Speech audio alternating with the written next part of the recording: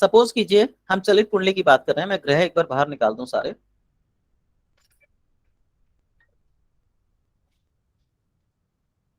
अब यहाँ पे भाव के अंदर राशि लिखी हुई है, जो ये राशि है व्यक्ति की स्थिति इस प्रकार की बनती है। तो सबसे पहली चीज है, लग्न में राशि कौन सी लिखी हुई है? कर्क राशि। कर्क राशि किसको इंडिकेट करती है? चंद्रमा को।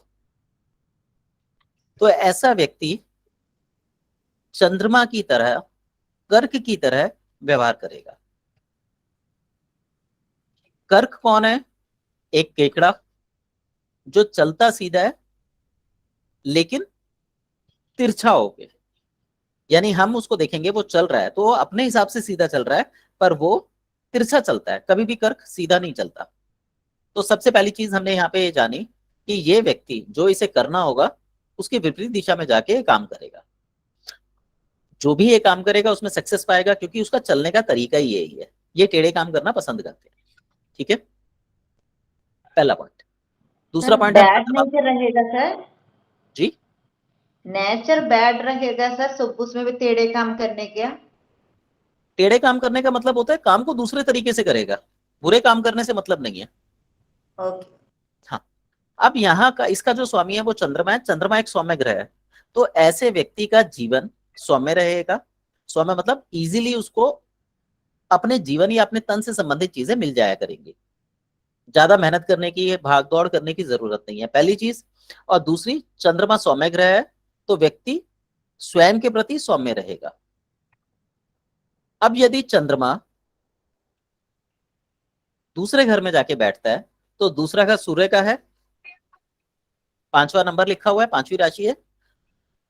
तो इसका अर्थ ये हुआ कि व्यक्ति कुटुंब के प्रति नम्र, पैसे का सुख भोगने वाला और वाणी से सौम्य होगा। वहीं सूर्य बैठा हुआ है तो हम ये भी कह सकते हैं कि कुटुंब में आगे लोगों की मदद करने वाला, पैसे का सुख भोगने वाला, प्रतिष्ठा पाने वाला, और वाणी में, वाणी तो मीठी होगी लेकिन जिन शब्दों को वो इस्तेमाल करेगा वो थोड़े से सामने वाले को दबाने वाले होंगे, या एक राजा के समान वाणी में शब्दों का ओज होगा। इस तरीके से हम इसकी व्याख्या करेंगे। ठीक है, ऐसे ही हर घर की अपनी एक एक व्याख्या होती चली जाएगी। हम यहाँ पे जो जान रहे हैं वो ये जानना चाहते हैं कि पहला लॉर्ड कौन है हमारा? चा चंद्रमा। चंद्रमा जिस घर में बैठेगा, सपोज कीजिए दूसरे घर में बैठा, तो इस व्यक्ति में दूसरे घर के गुण भी स्वमेव आ जाएंगे। चंद्रमा सातवें घर में बैठेगा, सातवां घर किसका है? स्पाउस का सर। स्पाउस का। तो स्पाउस के प्रति नरम रहेगा, लेकिन हम यहाँ पे उसकी पर्सनैलिटी की बात कर रहे हैं। तो यहाँ पे 10 नंबर लिखा हुआ है शनि। अब यहाँ पे शनि नहीं है लेकिन चंद्र शनि का योग बन गया, तो हम ये कह सकते हैं कि इस व्यक्ति का स्वभाव अपने पार्टनर के प्रति उतार चढ़ाव वाला रहेगा। ठीक है, इसके अलावा शनि का जो स्वभाव है वो उसकी वाणी में दिखाई देगा।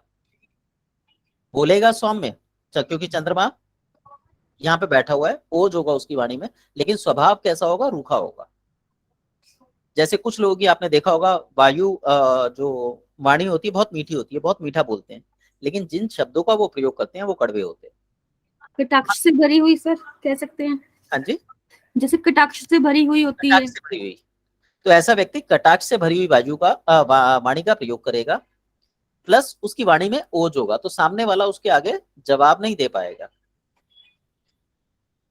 इसी तरीके से चंद्रमा अगर 11वें घर में चला जाता है, तो लॉर्ड कौन है? चंद्रमा है, 11वें घर से संबंधित है। इसका मतलब ऐसा व्यक्ति जब भी बात करेगा लेने के बारे में बात करेगा कि कुछ आ जाए। प्लस शुक्र बैठा हुआ है, तो चंद्र और शुक्र की युति कैसी होती है? एक तरह से अच्छी होती है। तो जब भी ये व्यक्ति बात करेगा ये कहेगा भैया ये चीज आ जाए, पैसे के रूप में आ जाए, लग्जरी के रूप में आ जाए, सुख के रूप में आ जाए, इस तरीके की बातें ये करेगा। ऐसे ही अब हम देखते हैं दूसरे घर में सूर्य बैठा हुआ है। सूर्य की राशि है सिंह राशि। दूसरा घर है कुटुंब का, वाणी का और मनी का। शेर कैसा होता है? शेर पूरा दिन आराम करता है, जब उसे भूख लगती है तब शिकार करता है। तो ऐसा व्यक्ति कुटुंब, वाणी और पैसे में जब उसका मन करेगा या जब उसे परेशानी होगी तब वो अपनी कार्यविधियों को या गतिविधियों को बढ़ाएगा, नहीं तो वो एक सामान्य जीवन जिएगा। अब यहां पे सूर्य अगर चौथे घर में आ जाए तो उसके पास सुख संपत्ति पहले से ही होगी, क्योंकि सातवीं राशि शुक्र की है, तो लग्जरी होगी, माता पिता से धन प्राप्ति होगी और सूर्य बैठा है। तो दूसरे घर का जो हम ये प्रिडिक्शन करेंगे वो ये कहेंगे कि ऐसे व्यक्ति का कुटुंब में काफी मान सम्मान होगा, ओज होगा उसकी वाणी में, और वो अच्छा पैसा कमाएगा। पर पैसा उसे पैतृक मिलेगा, वो उसी को आगे बढ़ाने का काम करेगा। अब यही सूर्य अगर भाग्य के भाव में चला जाए तो पैसा तो आएगा इस व्यक्ति के पास, क्योंकि यहाँ पे पांचवी राशि है, क्रूर राशि है, थोड़ी कठिनाइयों से आएगा, लेकिन ये भी पितरों का भाव है, तो यहाँ पे भी पैतृक भाव से पैसा आएगा।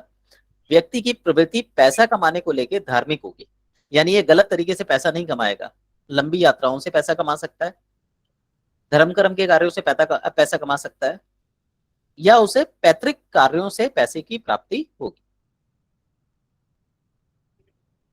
यही सूर्य अगर छठे भाव में आ जाए तो छठा भाव किसका है? ऋण, रोग, शत्रु। अब ये व्यक्ति जो है पैसा कमाएगा किससे? या तो वो डॉक्टर बन जाए, या वो फाइनेंस का, बैंकिंग का काम कर ले एज अ मैनेजर, या वो पुलिस में, फौज में जाके पैसा कमाए। इसके अलावा ये स्थान है गुरु का, तो गुरु किस चीज से पैसा दे सकता है? गुरु देता है धर्म से पैसा। ज्ञान।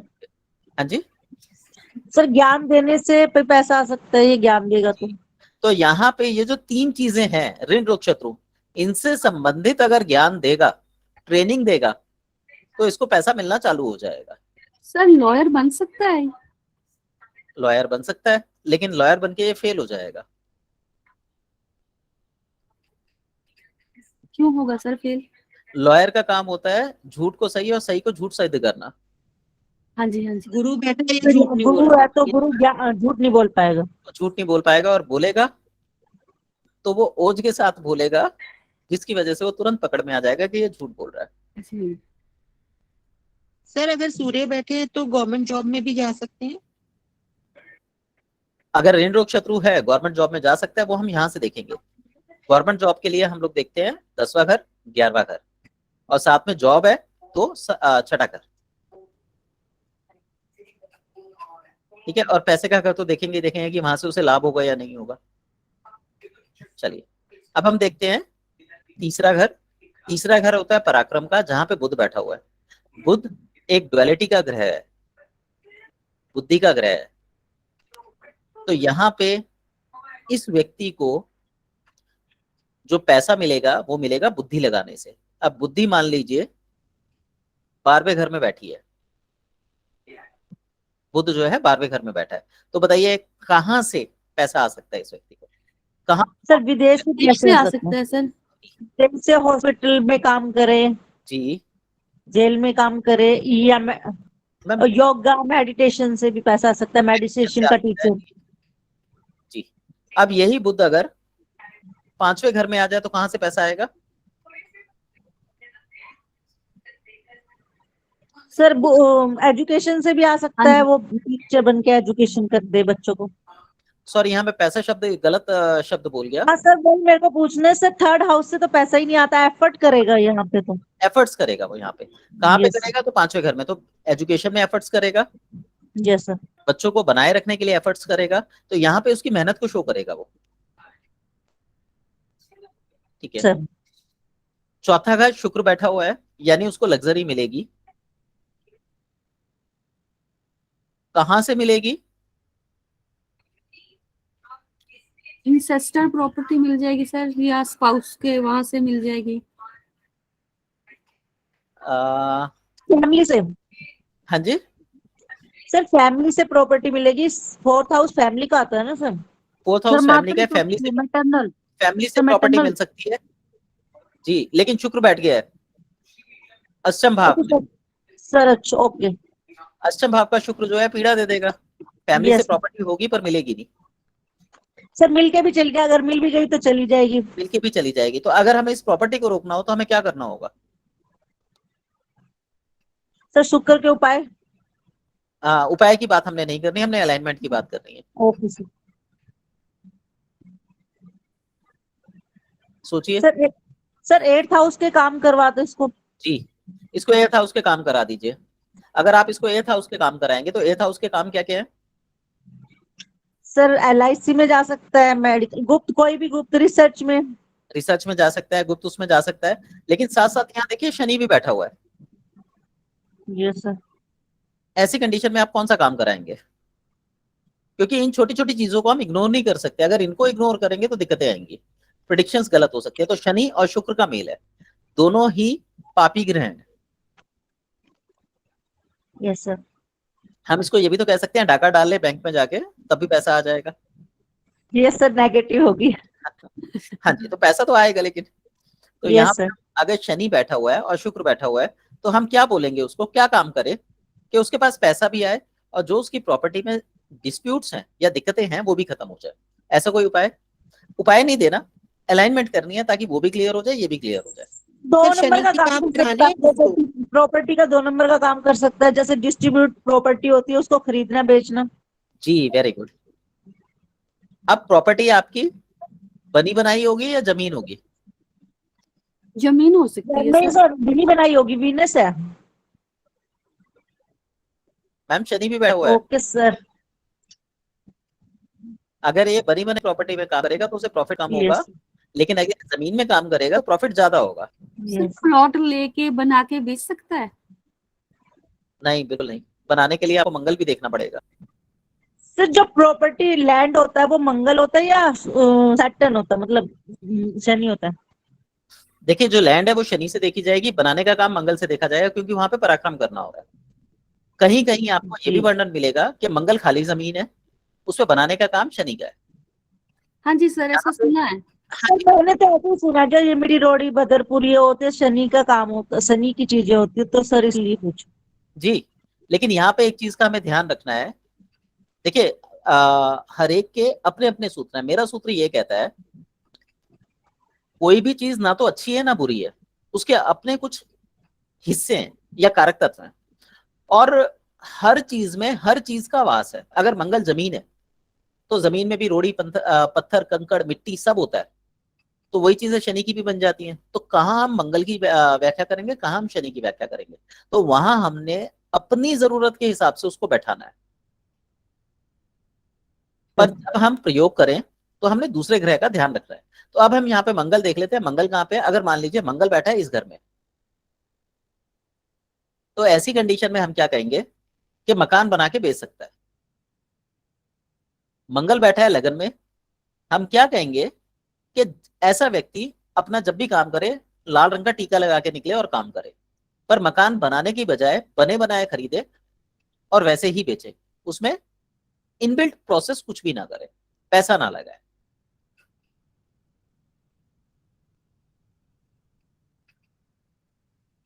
सर 10th का लोड हो गया, फर्स्ट हाउस में चला गया, तो मंगल 10th का लॉर्ड तो यूज आपको ये देखिए 10th का लॉर्ड आपका लग्न में आ गया। अब ये Yes. कह रहा है कि आप इससे संबंधित काम करेंगे। जी यहाँ पे मैंने बोला कि शुक्र और शनि दोनों पीड़ित हैं। जी। अगर आपने उस अपने जेब से पैसा लाया तो आपका पैसा डूब जाएगा, क्योंकि यहाँ पे 8वें घर में मैंने बताया व्यक्ति अपने पैसे से कभी काम नहीं कर सकता, ये हमेशा दूसरे के पैसे से काम करेगा।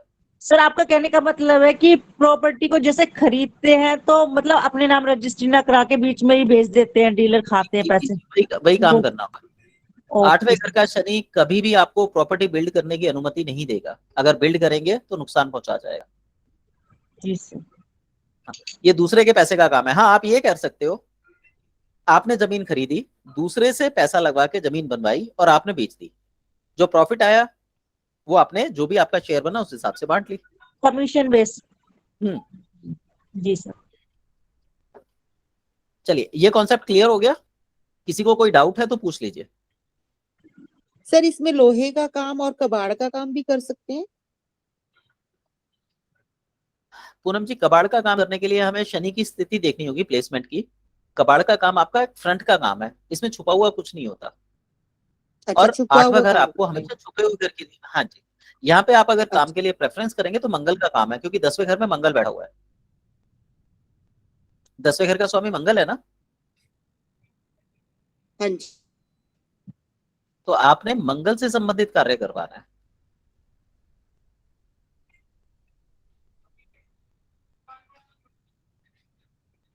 ठीक है सर।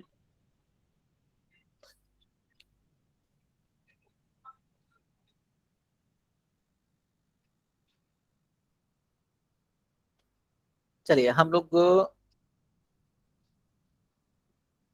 इसमें आते हैं। आप लोग लिख लीजिए पहले 12 लग्नों की गाथा।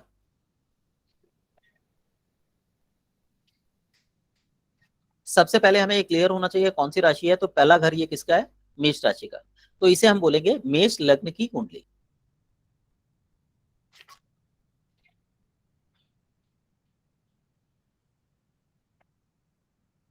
अब यहां पे हम देखेंगे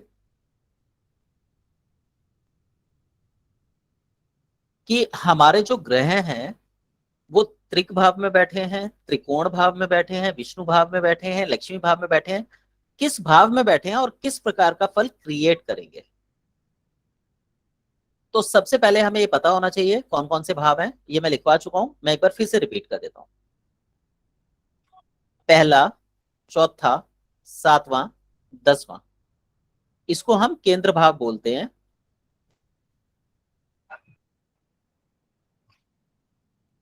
एक, 4, 7, 10 केंद्र भाव बोलते हैं। और यह भाव सम गुण रखते हैं, यानी ये न्यूट्रल रहते हैं, ना तो हमारे लिए अच्छे होते हैं ना हमारे लिए बुरे होते हैं, ये सामान्य फल देते हैं हमें।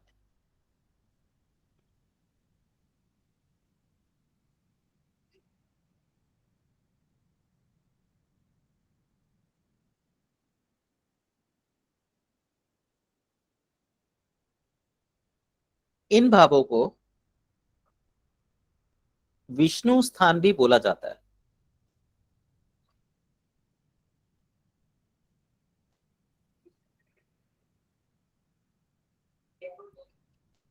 इसके बाद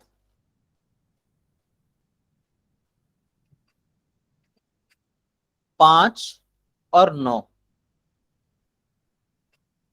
5 और 9 इन भावों को त्रिकोण भाव बोला जाता है और ये शुभ भाव हैं।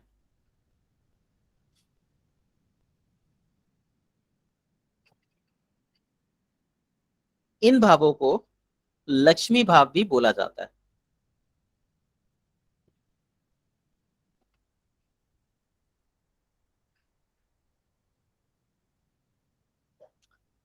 पांच और 9 इन भावों को लक्ष्मी भाव भी बोला जाता है।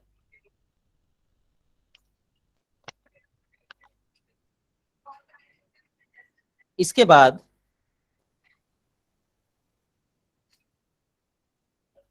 6, 8, 12,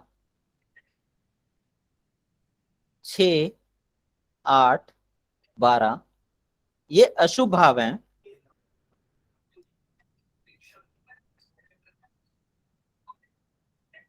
इन भावों को त्रिक भाव बोला जाता है। 5 और 9 को त्रिकोण बोलते हैं और 6, 8, 12 को त्रिक भाव या बुरे भाव बोला जाता है। हर कुंडली में 6, 8, 12 बुरे भावों का फल देते हैं।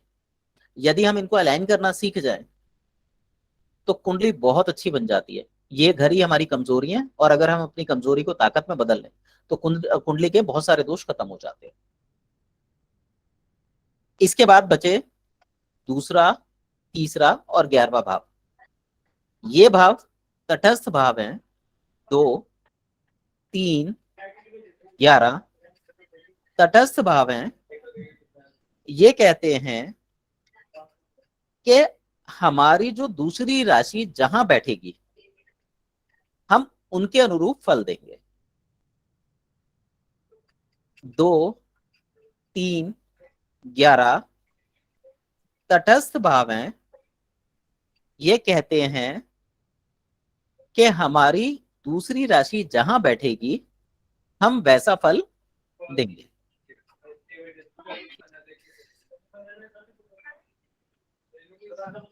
तो ये सर दूसरी राशि का मतलब? दूसरी राशि का मतलब हुआ, जैसे देखिए गुरु की 2 राशि हैं, 9वीं और 12वीं। जी जी। अगर मान लीजिए दूसरे घर में राशि आ गई गुरु की, 9वीं राशि, जी तो 12 कहाँ होगा? तो 9, 10, 11, 12, 12 होगा त्रिकोण में, 5वें घर में। जी।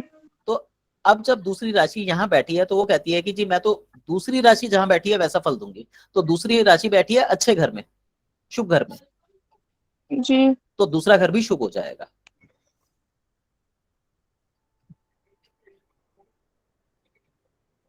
ठीक है। जी। हाँ, अब हम इस पे अब एक एक राशि करके उस पे चलेंगे और उसके बारे में बात करते चलेंगे, तो चीजें और क्लियर हो जाएगी। अभी हमने 4 तरीके के भाव के बारे में पढ़ा। केंद्र भाव 1, 4, 7, 10, त्रिकोण भाव 5, 9, त्रिक भाव या बुरे भाव 6, 8, 12 और तटस्थ भाव 2, 3, 11। ये 4 तरीके के भाव हमें अच्छे से याद होने चाहिए, क्योंकि सारी की सारी जो भी प्रिडिक्शन है वो इन्हीं के ऊपर निर्भर करेगी। अब यहां पे पहली कुंडली मैंने बनाई, ये मेष लग्न की कुंडली कहलाएगी। तो इसमें पहली राशि लग्न में बैठी है। इसका नियम है लग्न में बैठी राशि को कोई दोष नहीं लगता। ये लिख लीजिए, सूत्र है ये, लग्न में बैठी राशि को कोई दोष नहीं लगता, क्योंकि ये मुझे रिप्रेजेंट करती है।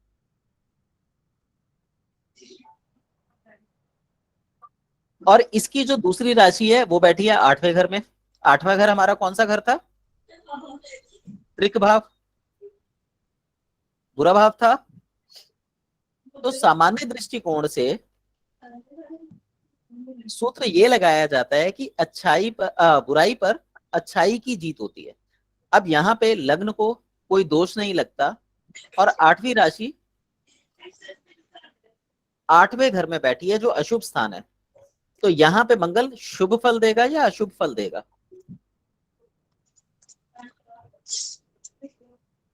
बताइए। शुभ देगा सर, शुभ सर, शुभ जी, देगा। यहाँ पे मंगल जो शुभ फल देगा जी, क्योंकि सूत्र ये कहता है।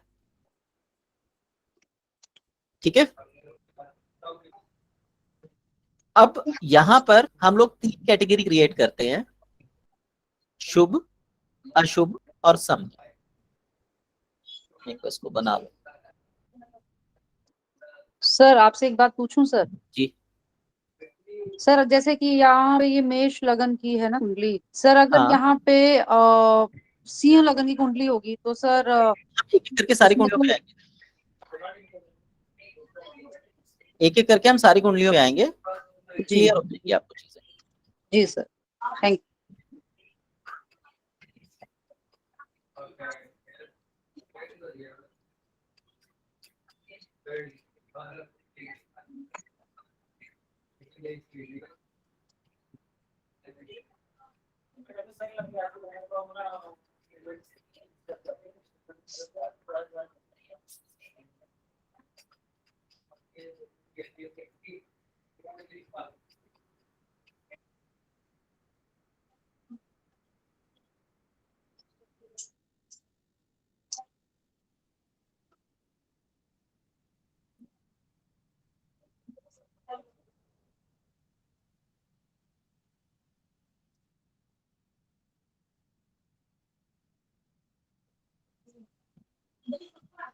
चलिए अब हम यहाँ से शुरू करते हैं। सबसे पहला घर कौन सा है? मंगल। तो मंगल यहाँ पे शुभ होगा अशुभ होगा? शुभ होगा सर। मंगल शुभ हो गया। मंगल के बाद हम आते हैं हाँ दूसरे घर का स्वामी कौन है? शुक्र सर। शुक्र है। शुक्र यहाँ पे शुभ है या अशुभ है? सर शुभ है, लेकिन इसको मार्क भी बोल दिया जाता है ना अभी दूसरे मार्क वाली बात नहीं करेंगे, अभी हम सिर्फ 4 चीजों में बात करेंगे। यहाँ पे दूसरे घर का स्वामी शुक्र है और बीच का जो भाव है सप्तम भाव, उसका स्वामी शुक्र है। तो दूसरा घर ये कहता है कि मेरी दूसरी राशि जहां बैठी है मैं उसके अनुरूप फल दूंगा। तो दूसरी राशि बैठी है केंद्र स्थान में, तो केंद्र स्थान में अच्छे फल देगा, सम फल देगा या अशुभ फल देगा? शुभ देगा सर। सम फल देगा।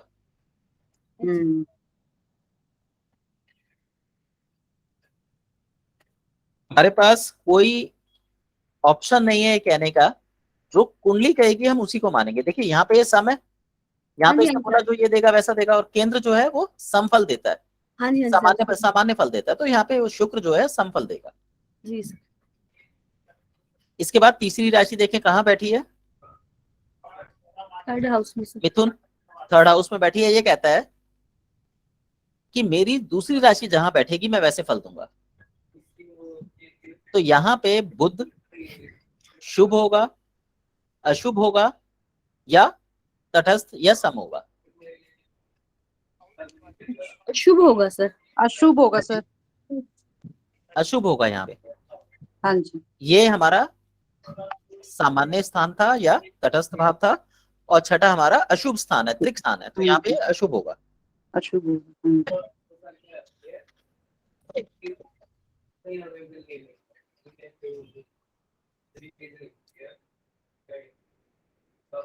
उसके बाद चौथी राशि चंद्रमा की है। चंद्रमा यहाँ कैसा होगा? सम सर।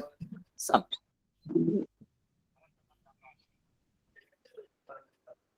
चंद्रमा के बाद सिंह कैसा होगा? शुभ होगा सर, त्रिकोण में है। शुभ नी में बैठा है सर। सूर्य जो है शुभ होगा। हाँ जी।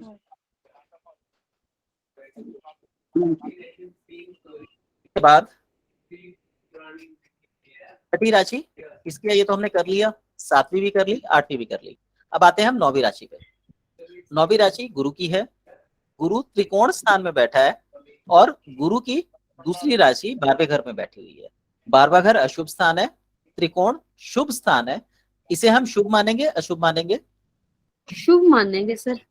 क्यों? क्योंकि मूल त्रिकोण 9th हाउस में है सर। मैम मूल त्रिकोण की हमने बात नहीं करनी, हमने बेसिक सूत्र पकड़े हैं उन्हीं की बात करनी है। तो फिर भी शुभ होगा। क्यों?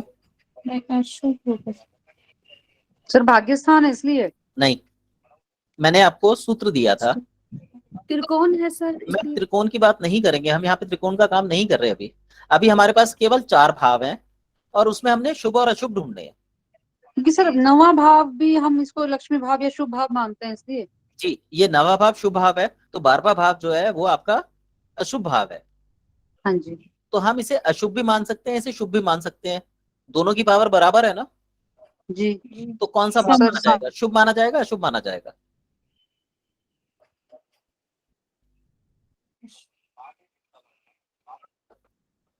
सर शायद शुभ ही माने क्योंकि ये वैसे ही भाव शुभ का है। लेकिन 12वां भाव अशुभ भी तो है मैम, और इनकी दोनों की शक्तियां बराबर हैं। जी। 12वां भाव आपका खर्चे का भाव है और ये आपका भाग्य का है, जी तो दोनों की शक्तियां बिल्कुल बराबर हैं। तो यहाँ पे आप शुभ क्यों मानेंगे उसका रीजन दीजिए, अशुभ मानेंगे तो उसका रीजन दीजिए, सम मानेंगे तो उसका रीजन दीजिए, और यहाँ पे क्लियर करिए कि कौन सा भाव बनेगा, शुभ अशुभ या सम? सम भाव है। सम भाव क्यों है? दोनों इक्वली हो गए। अच्छा। और कोई जो एक शुभ भाव वाले हैं वो क्यों, रीजन बता सकते हैं क्यों है शुभ? क्योंकि त्रिकोण भाव है इसलिए? जी सर, हमने तो यही रीजन दिया त्रिकोण भाव का। आप भूल गए, मैंने अभी 2 मिनट पहले कहा था हमने सूत्र में ये लगाना है कि अशुभता पे शुभता की विजय होती है, हाँ जी, बिल्कुल बिल्कुल। इसलिए ये भाव शुभ है। अगर आप लॉजिक नहीं देंगे तो आपका जवाब गलत है। ओके। तो ये जो है शुभ भाव है,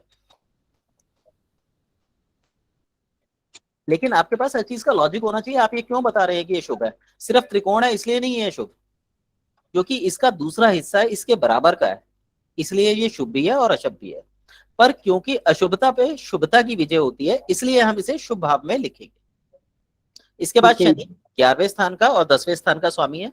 10वां सम होता है और 11वां तटस्थ होता है। तो हम इसे कौन से भाव का स्वामी मानेंगे? शुभ का, अशुभ का, तटस्थ का। 10वां तो तटस्थ है, ये शुभ है। सर इसको भी शुभ ही मानेंगे, वही वाला लॉजिक दे सकते हैं क्या? शुभ है।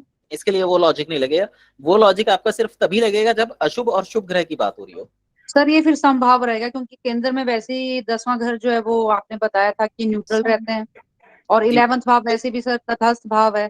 तटस्थ भाव है, तो तटस्थ भाव हाँ ये जी। कहता है कि मेरा दूसरा भाव जहां बैठा होगा, जिस स्थिति में होगा, मैं वैसे ही फल दूंगा। तो जी। ये बैठा है सम के भाव में, हाँ जी, तो सम रहेगा यहाँ सर। पे ये सम हो गया। सम। तो ये हमारे 7 ग्रह हो गए जो मेष लग्न की कुंडली में फल देंगे इस प्रकार का। मंगल, सूर्य, गुरु शुभ फल देगा, बुध अशुभ फल देगा, शुक्र, चंद्र और शनि ये सम फलदायी होंगे। अब जब आप कुंडली को पढ़ेंगे तो हमने 2 सूत्र बनाए थे। पहला सूत्र भाव और ग्रह का, और दूसरा सूत्र हमने देखा भाव चलित कुंडली के अंदर ग्रह जिस घर में बैठे, राशि जिस घर में बैठेगी उसके भी फल देगी। तो ये दोनों सूत्र को मिला के ये तीसरा सूत्र लगाएंगे कि वहां पर अगर हमारी मेष लग्न की कुंडली है तो इस तरीके के शुभ और अशुभ भाव हमें मिलेंगे। कॉन्सेप्ट क्लियर हो गया? जी। किसी को कोई पढ़ना डाउट? पड़ेगा। किसी को कोई डाउट? No sir. चलिए अब हम इसको कुंडली को बदलते हैं।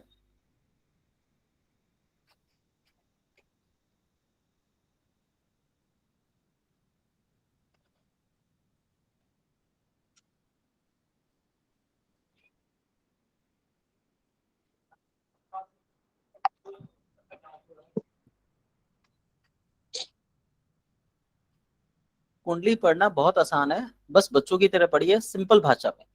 कॉम्प्लिकेटेड भाषा में जाएंगे तो सुनने वाले को लगेगा कि हाँ आपके पास नॉलेज है, पर कंफ्यूजन भी उतनी होती है और मेहनत भी उतनी होती है। और बच्चों की तरह पढ़ेंगे, बहुत आसान है, बहुत आसान है।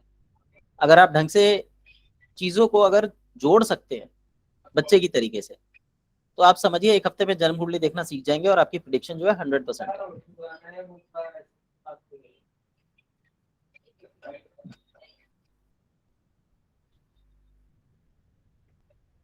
चलिए अब दूसरा घर यानी शुक्र का घर पहले स्थान पर आ गया। शुक्र पहले स्थान पर बैठ गया,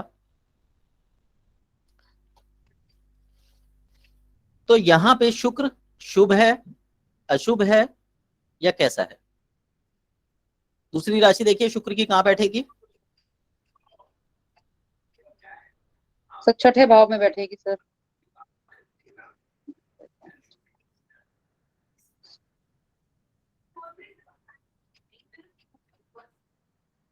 ठीक है। अब यहां पर शुक्र जो है एक शुभ भाव में है, तटस्थ भाव में है, और दूसरा अशुभ भाव में है। जी। तो ये शुभ मानेंगे अशुभ मानेंगे? सर सम सर मानेंगे। अशुभ। हाँ जी। सम मानेंगे सर। सम क्यों मानेंगे इसको? सर जितना शुभ है उतना अशुभ भी हो रहा है वो, जी, लेकिन हमने एक सूत्र बनाया था ना कि कि वो लग्न को अशुभता को दोष नहीं लगता, हाँ। और अभी हम लग्न की बात कर रहे हैं, इसलिए यहाँ पे शुक्र जो है शुभ शुभ। कहलाए।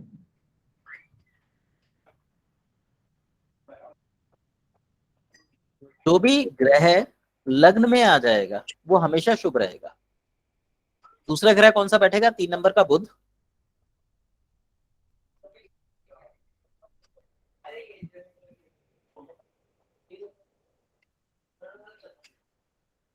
अब ये बताइए, बुध शुभ होगा, अशुभ होगा या तटस्थ होगा? सर बुध सर 5वें में बैठेगा ना सर, दूसरा शुभ होगा सर। शुभ होगा। यहाँ पे शुभ क्यों है? क्योंकि ये भाव तटस्थ है। ये हाँ कहते जी। हैं कि मेरी राशि का दूसरा भाग जहां होगा वो जैसा फल देगा मैं भी वैसे ही फल दूंगा। तो यहाँ पे ये त्रिकोण भाव में आ गया, तो बुध यहाँ पे शुभ हो गया। अब आ जाइए अगली राशि पे। अगली बनती है आपकी एक, सॉरी, चंद्रमा। चंद्रमा यहाँ पे कैसे फल देगा? क्योंकि इसके पास एक ही राशि है तो ये तीसरे घर के फल देगा। तो ये शुभ देगा, अशुभ देगा, सम देगा? तीसरे राशि सर सम देगा सर। सम देगा सर। जी, चंद्रमा यहाँ पे सम फल देगा क्योंकि तटस्थ है, बैलेंसिंग भाव है ये।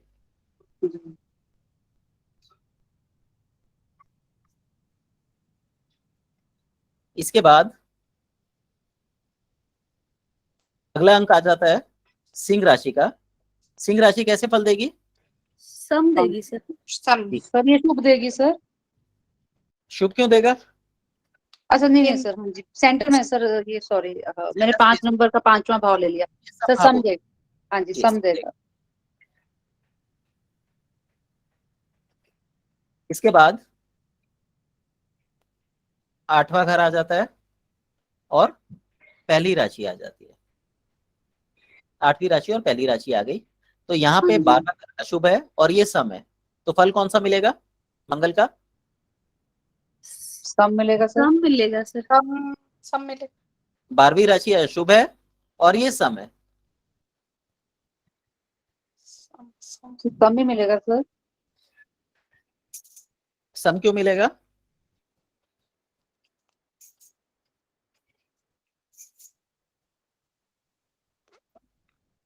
रीजन बताइए। सर आपने ही बताया था ना, वो बुराई पे अच्छाई की जीत होती है, तो बुराई अच्छाई नहीं है तो सम तो है। यहाँ अच्छाई नहीं है, यहाँ तो वो हाँ सम जी। भाव है, बैलेंस है, और एक तरफ बुराई है तो बुराई बढ़ गई ना। बिल्कुल हाँ। जी, मंगल यहाँ पे अशुभ प्रभाव देगा। ठीक है।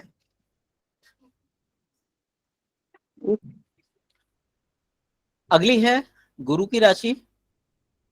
गुरु एक बुरे भाव में चली गई, हाँ जी एक आपकी सम। तटस्थ भाव में आ गई। हम्म, तटस्थ, सम नहीं, बीच वाले सम होंगे, बाहर वाले ये तटस्थ। तो जी, यहाँ पे गुरु कैसे फल देगा? शुभ, अशुभ या सम? शुभ देगा सर। तो शुभ देगा सर, क्योंकि 9th हाउस है तो। तो यहाँ पे गुरु जो है अशुभ हो जाएगा। अशुभ। फाइनली हमारे पास 2 राशियां बची शनि की, एक त्रिकोण भाव में और दूसरी सम भाव में। तो रिजल्ट कैसा आएगा? शुभ, अशुभ शुभ या शुभ आएगा सर। शुभ। शुभ आएगा।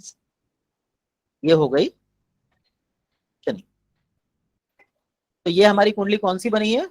ये बनी है वृषभ लग्न की कुंडली, जिसमें शुभ भाव शुक्र, बुध, शनि है, अशुभ भाव मंगल, गुरु है, सम भाव चंद्रमा और सूर्य है। सर एक सर सॉरी एक कंफ्यूजन है सर। सर गुरु जो है 9th हाउस में है ना सर, हाँ जी, और 12th हाउस में है सर। जी, 8th हाउस में है मैडम, 8th हाउस में। 8th हाउस में और 11th हाउस में। हाँ जी एक सर। बार सम विषम एक बार दोबारा फिर बताओ सर। हाँ जी, एक बार ये भाव ये दोबारा बताओ, कौन से सम भाव में कौन सा सम भाव? ओके। देखिए आपके जो, मैं इसमें ले लेता हूँ ये, हाँ, जो आपका 1, 4, 7, 10 ये केंद्र भाव कहलाते हैं, ये सम होते हैं। ठीक है। इसके बाद है 5 और 9, ये त्रिकोण भाव है। 6, 8, 12 ये त्रिक भाव है या अशुभ भाव है। और इसके बाद 2, 3 और 11 ये तटस्थ भाव है। शुभ भाव आपको शुभ फल देंगे। जी वो ग्रह के बारे में, आप तो ग्रह का ग्रह तो हम उसके साथ पढ़ेंगे, उसको 12 लग्नों की गाथा बोलते हैं। तो जैसे जैसे आपकी राशियां घूमती जाएंगी ये संबंध बदलते जाएंगे। इसको नैसर्गिक संबंध बोला जाता है। नैसर्गिक संबंध का मतलब ये है, नहीं, मेरे पूछने का मतलब है ग्रह कौन सा अच्छा भाव देता है, कौन सा समभाव देता है? ग्रह पोजीशन पे देता है, घर के साथ संबंध बनाएगा। तो जब यहाँ पर देखिए, यहाँ पे आपका अगर ये वृषभ लग्न की कुंडली है तो शुक्र आपका लग्न में जी। बैठ गया, तो लग्नेश होने के कारण इसका दोष खत्म हो गया। एक अच्छे घर में है, एक बुरे घर में है। तो हम यहाँ पे सूत्र जी। लगाते हैं, बुराई पर अच्छाई की जीत होती है, इसलिए लग्नेश का दोष सारे खत्म हो जाते हैं। तो शुक्र जो है वो शुभ भाव में चला गया। बुध एक तटस्थ भाव में है और दूसरा त्रिकोण भाव में है। तटस्थ भाव ये कहता है कि मेरी दूसरी राशि जहां बैठी है, जिस अवस्था में बैठी है, मैं वैसे फल दूंगा। तो यहां पर ये बुध की दूसरी राशि त्रिकोण भाव में बैठी है, ये शुभ फलकारी है, इसलिए बुध यहाँ जी। शुभ फल देगा। अगला ग्रह है चंद्रमा। चंद्रमा तटस्थ भाव में बैठा है, ना तो ये अच्छा है ना बुरा है। कारण ये कहता है कि मेरी दूसरी राशि जहां बैठी है मैं वैसे फल दूंगा, तो इसके पास दूसरी राशि तो है ही नहीं, तो ये यहाँ पे आके जी। सम हो गया। सूर्य जी। सम भाव में बैठा है, इसलिए सूर्य सम भाव में लिख दिया, क्योंकि इसके पास भी दूसरी राशि नहीं है। 6, 7, 8 हमारी खत्म हो चुकी है। अब हम आते हैं 9वें घर में, अष्टम घर में 9वीं राशि। तो ये बृहस्पति की राशि है। बृहस्पति यहाँ पे पीड़ित अवस्था में है, 8वें घर में है। लेकिन बृहस्पति की दूसरी राशि जो है वो 11वें आय के घर में बैठी है। तो ये तटस्थ भाव है, ये कहता है कि मेरी दूसरी राशि जहां बैठी होगी मैं वैसे फल दूंगा। तो गुरु की दूसरी राशि बैठी है अष्टम भाव में, जो पीड़ा का भाव है, इसलिए गुरु यहाँ पे आके अशुभ हो गया। उसके बाद बचा शनि। शनि समभाव का स्वामी है और त्रिकोण का स्वामी है। तो यहां आके ये दोनों मिलके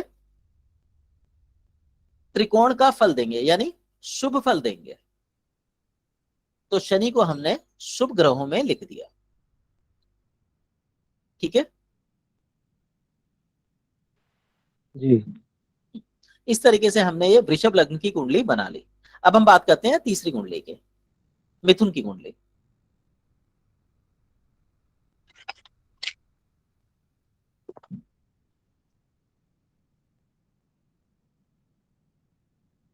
चलिए बताना चालू कीजिए, तब तक मैं नंबर सेट कर रहा हूं।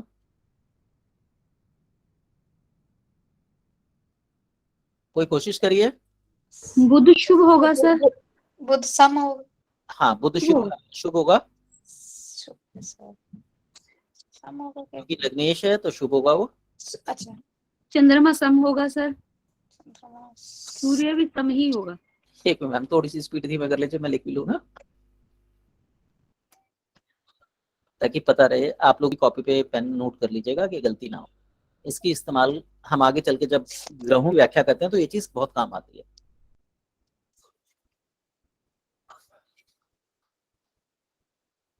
सबसे पहले हमने लिया बुध शुभ है। बुध के बाद अगली राशि है चंद्रमा की। चंद्रमा यहाँ पे शुभ है अशुभ है? सम है। सम होगा सर। सम होगा। चंद्रमा सम हो गया। सूर्य सूर्य सम ही आया सर। सम हो गया ये। सम सॉरी,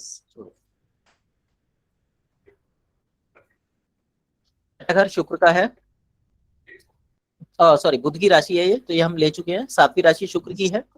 एक राशि त्रिकोण में है और दूसरी राशि 12वें घर में है, त्रिक भाव में है।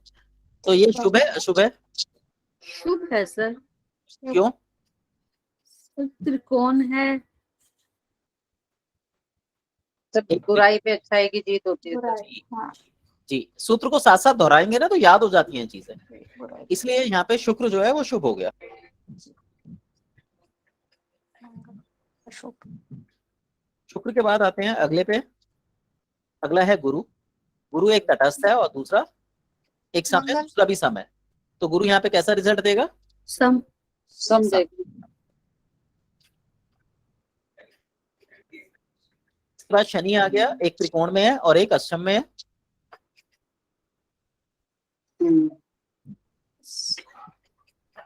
कैसे फल देगा? शुभ देगा सर। क्यों देगा? सर त्रिकोण में है। नहीं, सूत्र लगाइए। सर वही बुराई पे अच्छाई की जी जीत सूत्र जो लगा के चलिए, चीजें अच्छे से याद हो जाती हैं। जी सर। शनि मार्स रह गया सर। मंगल रहेगा। रह वो गया, मंगल अशुभ अशुभ होगा। अशुभ मंगल होगा। आप ऊपर, एक अशुभ। तटस्थ है और एक अशुभ है, हाँ जी। तो कौन सा होगा? अशुभ। अशुभ होगा सर। और अंतिम जो बचा है शुक्र, हो गए सातों ग्रह हाँ हो जी गए सर। हमारे। चलिए अब फिर से इन राशियों को पलटते हैं। पहली राशि चंद्रमा की है, तो चंद्रमा शुभ होगा अशुभ होगा? शुभ होगा सर। शुभ होगा। शुभ होगा।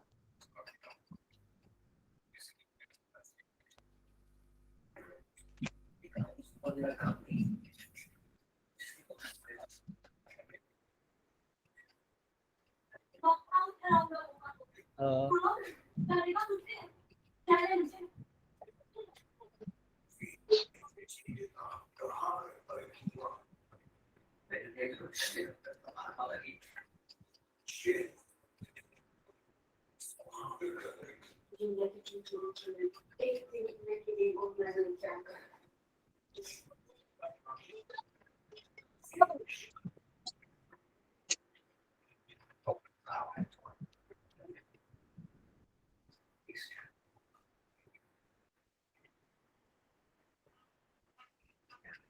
चलिए चंद्रमा यहाँ पे शुभ हो गया, चंद्रमा के बाद सूर्य है, सम। सम रहेगा। सूर्य के बाद जो है आपका आ गई बुध। अशुभ। अशुभ होगा सर। अशुभ। बुध एक तटस्थ भाव में है और दूसरा अशुभ भाव में से 12वें भाव में, तो अशुभ अशुभ रहेगा। भाव, अशुभ। तो बुध यहाँ पे अशुभ हो गया।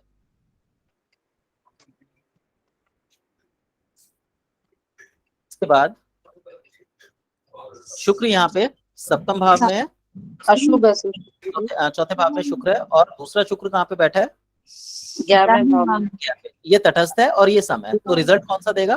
तटस्थ का या सम का? सम। सम का देगा सर। सम का देगा।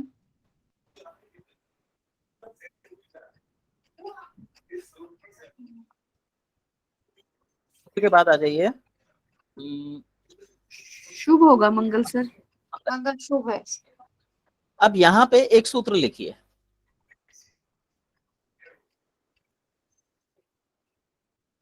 ये लिखिए, सॉरी 1 2 3 6 7 8, एक सूत्र लिखिए, ये सूत्र है योग कारक। यदि कोई ग्रह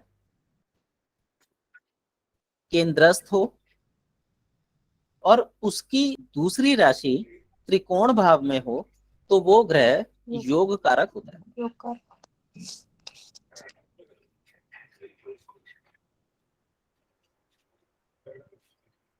अब यहाँ पे मंगल की एक राशि त्रिकोण भाव में है और दूसरी राशि केंद्र में है, तो ये क्या हो गया? योग कारक। योग कारक। तो इस कुंडली के लिए, कर्क लग्न की कुंडली के लिए मंगल जो है लाभदायी ग्रह बन जाएगा, यानी उसको सपोर्ट करने वाला ग्रह बन जाएगा। क्लियर है? जी सर।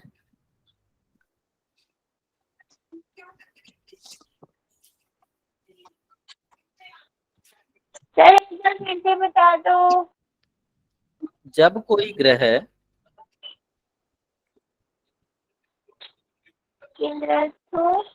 केंद्रस्थ हो, मतलब केंद्र का स्वामी हो, और उसकी एक राशि त्रिकोण में हो,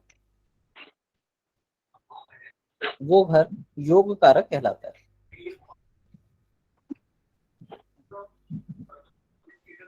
इसमें सर त्रिकोण में 5 नौ को लेंगे, एक को जोड़ेंगे।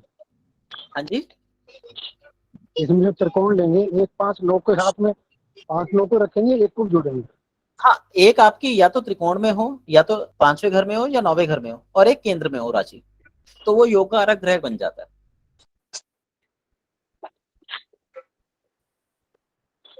इसका मतलब ये हुआ 1 4 7 10 के साथ में 5 9 में किसी में भी। हाँ, 5 9 में किसी में भी हो।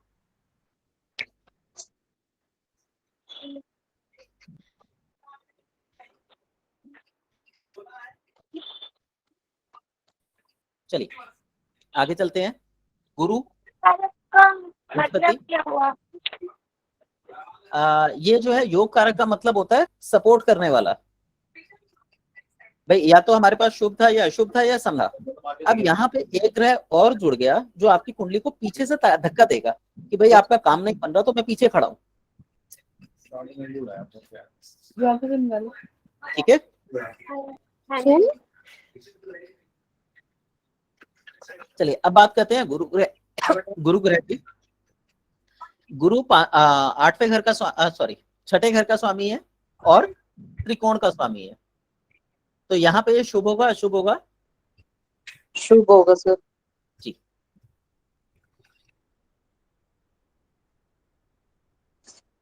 इसके बाद शनि की बात करते हैं। समभाव का स्वामी है और पीड़ित भाव का स्वामी है। अशुभ फल देगा सर।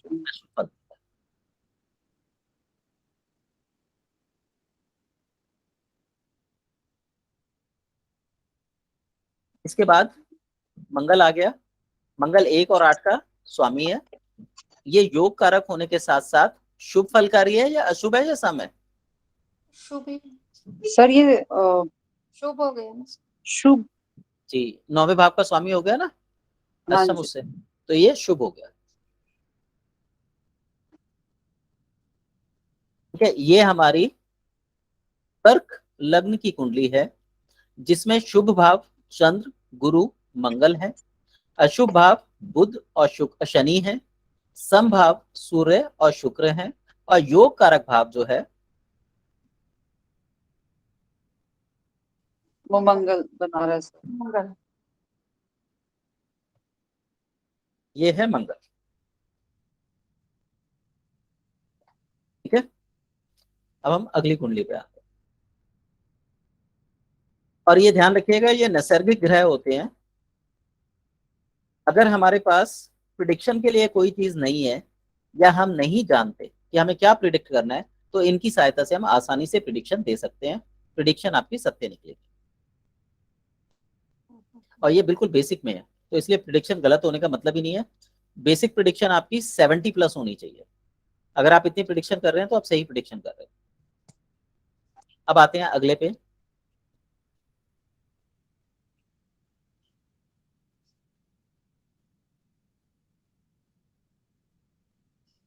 अगली है सिंह लग्न की कुंडली।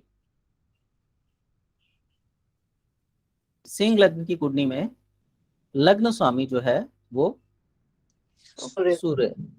शुभ है तो ये यहाँ पे शुभ है। जी। हाँ जी।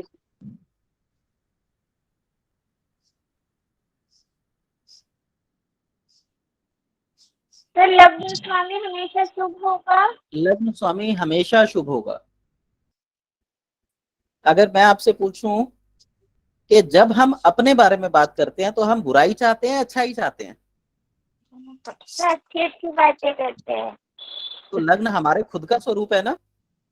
हाँ जी हाँ जी हम कितने भी बुरे हों पर हम अपने लिए हमेशा अच्छे होते हैं, हाँ जी। इसलिए लग्न स्वामी हमेशा शुभ अवस्था में रहता है।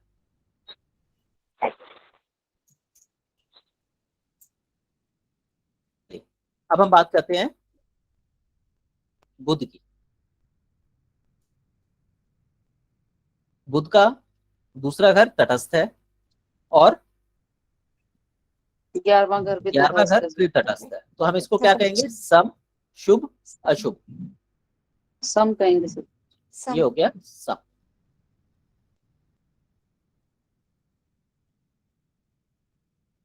इसके बाद अगली राशि है शुक्र की। एक तटस्थ है और दूसरी सम है। सम है। तो हम इसको सम। सम कहेंगे।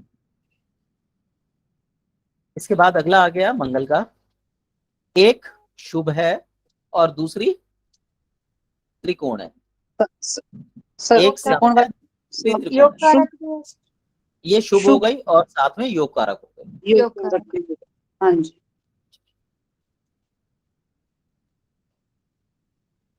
जिनके योग कारक ग्रह होते हैं उनको कुछ एक्स्ट्रा मिला होता है प्रकृति की तरफ से। तो जिनकी भी ये कुंडली है, जैसे कर्क लग्न की कुंडली, सिंह लग्न की कुंडली, तो मंगल इनके लिए बहुत सपोर्टिव होता है, भले ही वो पीड़ित क्यों ना हो। सर मेरा है सर सिंह लगन। फिर तो आप भाग्यवान हो। सर मुझे भी लगता है। यहाँ पे जो सपोर्ट करता है वो मंगल है। जी सर। मंगल भाई का रूप है, तो भाई की तरफ से सहयोग मिल सकता है। सर मंगल, भाई नहीं है सर मेरा। अच्छा, इसमें चाचा ताऊ के लड़के भी आपके भाई बनते हैं, या जिसको भी आप भाई बोलेंगे वो आपको सपोर्टिव होगा। इसके बाद मित्र और बंधु जो खास रिश्तों में होते हैं वो भी आपको सपोर्ट करेंगे। फ्रेंड्स की हेल्प बहुत, सर फ्रेंड्स तो सर मेरे ना के बराबर है। तो आपने खुद ही जब मित्र नहीं बनाया तो सहयोग कहाँ से मिलेगा। सर इसके लिए मैं मित्र बनते नहीं है सर, ऐसा नहीं कि मैंने बनाया नहीं। देखिए, एक्चुअली क्या होता है, कुंडली अगर कुछ कह रही है तो एक जगह वो उसको नकार भी रही होती है। अगर सब जी चीजें इतनी आसानी से मिल जाती तो ईश्वर को कौन हाँ पूछेगा। सही बात है सर। इसलिए हमको रास्ते ढूंढने पड़ते हैं। पर यहाँ पे ये है कि अगर आपके ब्रदर होते या आपके फ्रेंड सर्कल होता तो आपके लिए हमेशा सपोर्टिव होता। दूसरा, मंगल जी देह सर। का कारक है, आपकी देह मजबूत होगी, जल्दी से बीमारियां आपके शरीर में नहीं लगेंगी, यदि लगेंगी भी तो थोड़े समय में शरीर से बाहर निकल जाएंगी। इसके लिए हमें किसी ग्रह को देखने की, कोई कुंडली को जांचने की जरूरत नहीं है, मंगल अकेला ही उसको संभाल लेता है। जी सर। जी तो आप अच्छे स्वास्थ्य के, मतलब अच्छे स्वास्थ्य के मालिक हैं आप, शारीरिक स्वास्थ्य के। हाँ जी सर। चलिए अगला करते हैं। मंगल के बाद है गुरु, त्रिकोण भाव का स्वामी है और अष्टम भाव का स्वामी है। जी तो यहाँ पे क्या होगा, शुभ होगा अशुभ होगा सम होगा। अशुभ हो जाएगा सर। नहीं हाँ जी, त्रिकोण में सर शुभ हो जाएगा सर। शुभ यहाँ पे शुभ हो जाएगा। शुभ हो जाएगा। गुरु के बाद शनि आ जाता है, एक हाँ अशुभ जी स्थान में और एक सम स्थान में है। अशुभ हो जाएगा सर। अशुभ हो जाएगा। अशुभ।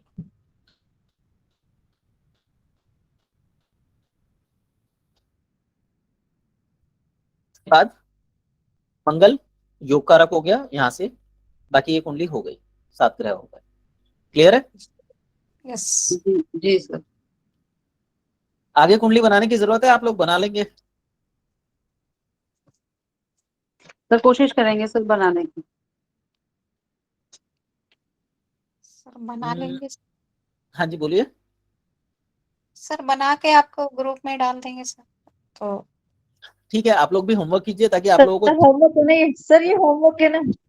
हाँ हाँ करिए। सर। देखिए ये चीजें क्या है, इसका आप शुभ अशुभता का चार्ट बना लीजिए। ये नैसर्गिक मित्रता होती है, नैसर्गिक यानी प्राकृतिक मित्रता। तो जब आप बेसिक कुंडली की व्याख्या करते हैं तो यही मित्रता आपको रास्ता दिखाती है कि कौन शत्रु भाव में बैठा है, कौन मित्र भाव में बैठा है, तो उसके ऊपर रिजल्ट कैसा आएगा। अगर आप लोगों के पास टाइम है, 9:30 बज चुके हैं, कहें तो मैं कंटिन्यू कर देता हूँ 10 बजे तक। आप लोग करना चाहें आप लोग कर लीजिए। सर मेरा एक क्वेश्चन है सर, जैसे अभी आप, हेलो सर, मेरा एक क्वेश्चन है। जी जी बोलिए। हेलो हाँ जी, सर, अगर लगन लॉर्ड 8th हाउस में चला जाता है तो वो अशुभ होगा या शुभ होगा? देखिए हम जो कर रहे हैं लग्नों की गाथा, इसमें लग्न लॉर्ड पे किसी भी तरह का कोई दोष नहीं लगता, तो उसे हम हमेशा शुभ अवस्था में लेंगे। सर जैसे अभी आपने ये बताया ना लगन लॉर्ड पे कोई असर नहीं होता है शुभ अशुभ का, ये हमेशा शुभ रहता है। पर सर जैसे कि 5th में ये लगन का जो स्वामी है ये सूर्य है सर, सिंह लगन में है ना सर ये। सर मेरी बात तय हेलो। होगी। हाँ जी, आवाज आ रही है मुझे। मैम आपकी, अच्छा sorry I was not able to hear, कोई बता रहा है। आई एम सो सॉरी, आप प्लीज कंटिन्यू। बोलिए। सर वही लगन लॉर्ड अगर सर 8th मैं में बोलूं? जाता तो फिर वही पूछना, रिपीट सर, अब पता नहीं चला। देखिए जब भी हम 12 लग्नों की गाथा करते हैं, इसका प्रयोग हम बनाते हैं चार्ट बनाने के लिए। आपने चार्ट देखे होंगे, ग्रह ये यस सर। शुभ है, ये सम है, मित्र है, ये शत्रु है। देखा है ना ये चार्ट जी आपने। जी तो सर, जी चार्ट सर। इस पे बनता है। सबसे बेसिक चार्ट जो है नैसर्गिक चार्ट कहलाता है, तो हम इसी को कैलकुलेट करके ये चार्ट बनाते हैं। जी ठीक है, अब आप इसका चार्ट बना सकते हैं। सपोज कीजिए सिंह लग्न की कुंडली है, तो सिंह लग्न होता है सूर्य का, तो सूर्य के कौन मित्र है कौन शत्रु है, तो जो शुभ है वो मित्र होंगे, जो अशुभ है वो शत्रु होंगे, और जो सम है वो सम होंगे, वो ना मित्र है ना शत्रु है, सामान्य भाव रखेंगे। पर वहां पे एक योग कारक ग्रह जुड़ के वो उस कुंडली को बदलने की ताकत रखता है। तो लग्न लॉर्ड पे बेसिक दृष्टिकोण से, पहली दृष्टि से किसी प्रकार का दोष ना होने के कारण लग्न लॉर्ड हमेशा शुभ माना जाएगा, भले ही उसकी दूसरी राशि 8वें घर में बैठी या 12वें घर में बैठी हो या छठे घर में बैठी हो। सर राशि नहीं, राशि लॉर्ड ही चला जाए अगर खुद का राशि लॉर्ड, खुद। राशि लॉर्ड। इस समय हमारे पास कोई राशि अब वो नहीं है ना, तो राशि लॉर्ड की हम बात कर रहे हैं। अब मान लीजिए यहाँ पे सूर्य है, आप ये कहना चाह रहे हो कि सूर्य यहाँ अष्टम भाव में आ जाए। Yes sir. ठीक है, यहाँ पे हम लग्नों की बात कर रहे हैं, कौन किसका मित्र कौन किसका शत्रु है। अब मान लीजिए यहाँ पे जैसे आपने बोला कि लग्न, जो लग्न का स्वामी है वो सिंह है, सूर्य है उसका स्वामी, यस यहाँ पे सूर्य है और अष्टम भाव में चला गया, तो यहाँ पे हम देखेंगे अष्टम भाव राशि का है, यस गुरु का है। तो गुरु यहाँ पे शुभ राशि है या अशुभ राशि है? सर शुभ शुभ कहलाएगी, लेकिन वो एक 5th हाउस में आ रही है ना जी। तो यहाँ पे जब सूर्य बैठेगा तो ये शुभ फल प्रदान करेगा। सर। ये तो इसमें तो मित्र राशि है, अगर वृश्चिक लगन लेंगे तो उसमें तो 3 नंबर आएगा 8th हाउस में, अगर मंगल 3 नंबर राशि में शत्रु राशि हो गई, तो वो शत्रुता का प्रभाव दिखाए, सर फिर वहां प्रॉब्लम करेगा, वहां पे प्रॉब्लम करेगा। इसीलिए हम इस चार्ट को बनाना सीखते हैं, इसी चार्ट के थ्रू हमारी सारी प्रेडिक्शंस होती हैं। सर फिर हम उसको कैसे ठीक कर पाएंगे ऐसे बाद में, वो मतलब वो तो फिर आगे धीरे धीरे करेंगे। ओके सर, ठीक है, थैंक यू सर। जी आभा जी, आप कुछ कह रहे थे? हाँ जी सर, मेरा भी जैसा इन्होंने पूछा उसी से संबंधित था। मेरा 6th हाउस में था कि अगर सूर्य 6th हाउस में बैठ जाए तो उसको हम क्या बोलेंगे कि वो शुभ रहा या शुभ नहीं। यहाँ पे लग्न दे रहे हैं शुभ, और लग्न का स्वामी जो है छठे घर में आके बैठ गया अशुभ स्थान पे। जी सर। अब दिनेश जी मैं बोल सकता हूँ? हाँ हाँ बोलिए। मैं ये कह रहा था कि मेरी भी सिंह लगन है और मेरा 11वें घर में सूर्य के साथ राहु बैठा है और शुक्र बकरी है। अच्छा, तो ये तो पितृ दोष हो गया। सर जब हम बेसिक कुंडली करते हैं तो हम इन चीजों को अभी इंक्लूड नहीं करेंगे। अच्छा। कई अवस्थाओं में आप पे पितृदोष नहीं बनेगा, कुंडली दिखाएगी पितृदोष नहीं है, पर वो कहीं ना कहीं क्रिएट कर रही होगी। हमारे बीच में सतीश जी हैं? सतीश जी नहीं है। आज उनको पढ़ाते समय यही बताया, 10वें घर में बुध, मंगल और सॉरी केतु, मंगल और शनि का योग था। अच्छा। अब यहाँ पे कोई पितृदोष नहीं है, सिर्फ इन 3 चीजों को देख के हम पितृदोष नहीं कह सकते। लेकिन ये कुंडली ये कहती है 10वें स्थान पर शनि के घर में जब शनि, मंगल और केतु बैठा हो और शनि स्वामी हो, तो हम ये कहेंगे कि यहाँ पे अगर ये व्यक्ति अपने पितरों का काम नहीं करेगा तो उसको नुकसान मिलेगा। तो मैंने उनको बोला कि आपके घर में कोई व्यक्ति लोहे का, हाथ का और नोकीली चीज का काम करने वाला जरूर होगा। तो उन्होंने कहा जी मेरे पड़दादा के ब्रदर ये काम करते थे। अब देखिए नॉर्मली हम अपने पड़दादा के बारे में कोई इन्फॉर्मेशन नहीं रखते, उनको पड़दादा के ब्रदर के बारे में भी इन्फॉर्मेशन है, तो ये उनके कार्मिक रिलेशंस बने हुए। अच्छा। तो मैंने कहा कि अगर आप ये उपाय करेंगे तो आप ठीक होंगे, नहीं तो ये दिक्कतें आपके साथ बनी रहेंगी। तो अब ये पितृदोष में कन्वर्ट हो गए। नहीं, जैसे कि मेरी कुंडली में क्या है कि सूर्य सिंह लगन है, सूर्य राहु और शुक्र बकरी है, और मंगल और बुध जो है दशम बैठा हुआ है, और शनि सप्तम में बकरी है। Hello sir 1 minute.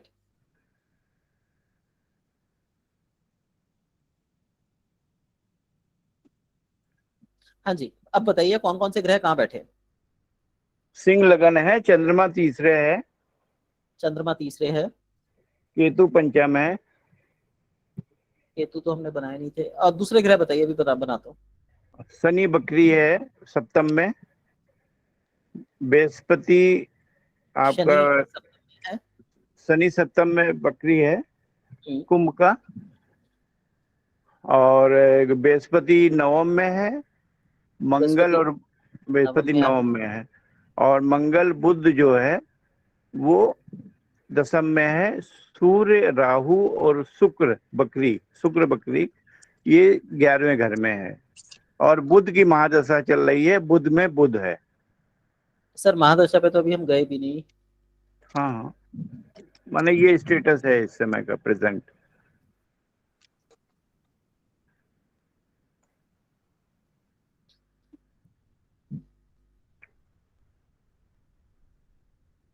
केतु कहाँ बताया था आपने? सूर्य के साथ? नहीं, राहु तो सूर्य के इनको साथ हम है ये कह सकते हैं ना कि इनको गेंस हो रही है। केतु पंचम स्थान पे होगा फिर। हाँ,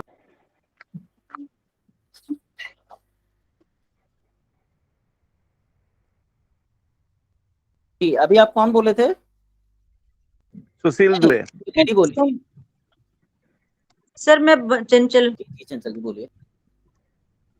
सर मैं ये कह रही थी जैसे सेकंड हाउस का और 11th हाउस का लॉर्ड है, जिसे जैसे इन्होंने कहा बुध की दशा चल रही है, तो सेकंड और 11th का लॉर्ड है तो बुध की दशा चल रही है 10th हाउस में बैठ के, तो इनको गेन्स हो रहे होंगे इस टाइम।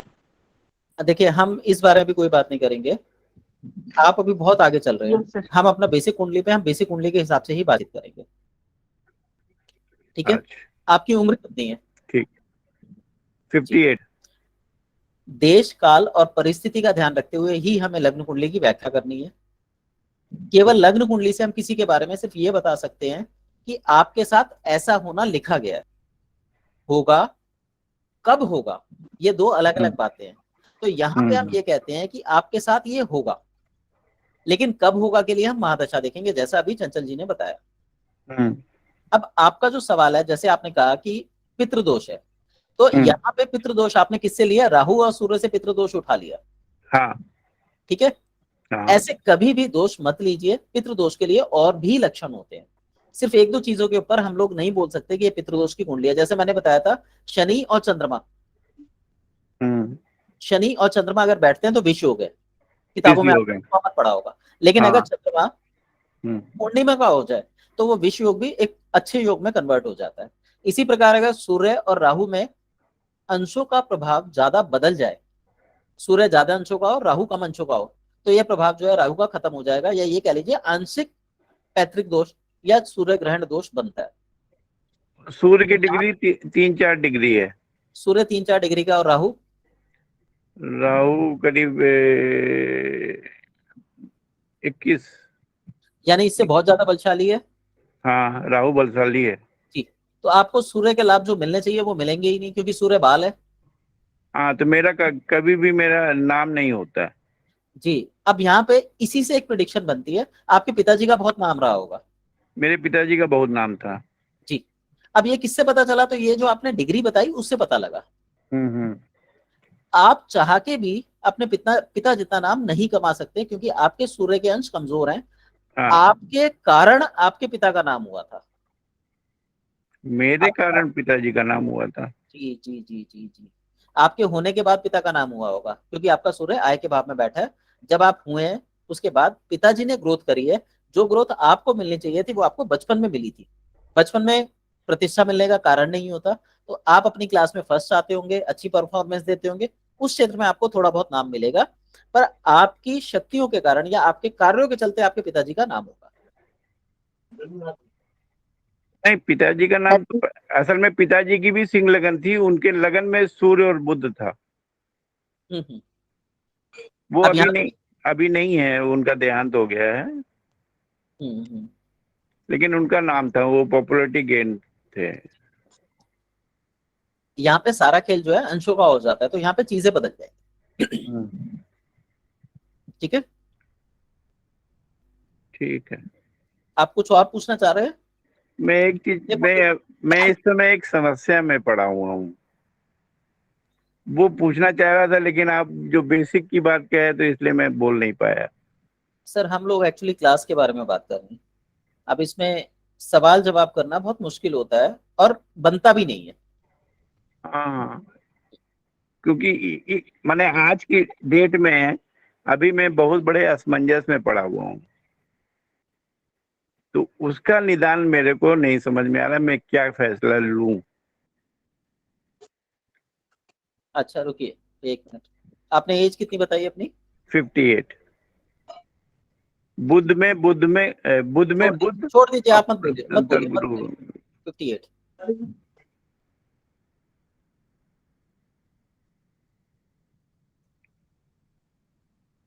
संतान की तरफ से समस्या है आपको? संतान से कोई ऐसा कोई नहीं समस्या है। संतान से समस्या नहीं है। आपकी बुद्धि एक जगह स्थिर नहीं हो पा रही है, बुद्धि में विफलता बहुत ज्यादा आई है। ठीक है। 7। एज बताइए आपने? 58। 58। 8।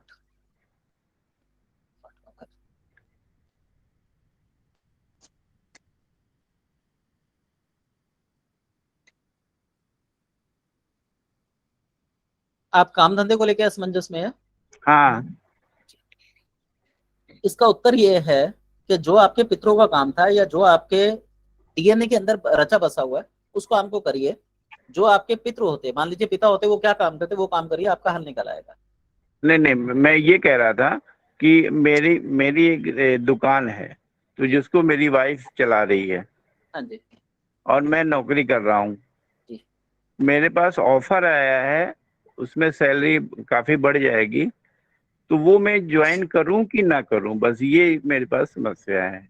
मैंने नया जॉब करूं कि ना करूं, उसमें सैलरी मेरी बढ़ जाएगी। मैं नौकरी कर रहा हूँ, मैं करीब करीब 20-21 साल से नौकरी कर रहा हूँ। सर यहाँ पे जो मैंने आपको बोला, आपके पिता होते तो क्या डिसीजन लेते? अब आप उस स्थिति में है कि आप अपने एक पिता की जगह पे बैठे हुए हैं और आप वो डिसीजन ले सकते हैं कि अगर आपके पिता होते तो वो क्या डिसीजन लेते। पिता तो कुछ नहीं बोलते, पिता से मेरे को ज्यादा सहयोग नहीं मिला कभी भी। सर मैंने ये बोला, अगर आपके पिता होते तो वो ये स्थिति उनकी होती, वो इस समय क्या डिसीजन लेते, वो डिसीजन ले लीजिए, आपका सॉल्यूशन हो जाएगा और अच्छा सॉल्यूशन होगा। मेरी बस आपको वाइफ थोड़ा कह सा रही, फोकस करने की जरूरत है। लेकिन मेरी वाइफ कह रही कि नया वाला ज्वाइन कर लो। नए वाले में रिस्क ज्यादा है। रिस्क ये कि वो नया शोरूम खुल रहा है, जिसमें मेरे को माने हेड बनाया जा रहा है। जी। मेरे अंडर में सब रहेंगे, और यहाँ मैं नॉर्मल सेल्समैन हूँ। कितने सालों से हैं? यहाँ 1 साल है, उसके पहले 20 साल दूसरी जगह किया था, तो वहाँ छोड़ दिया था मैंने। वो छोड़ दिया था तो आप इसे फिर चेंज कर सकते हैं, फिर कोई दिक्कत नहीं।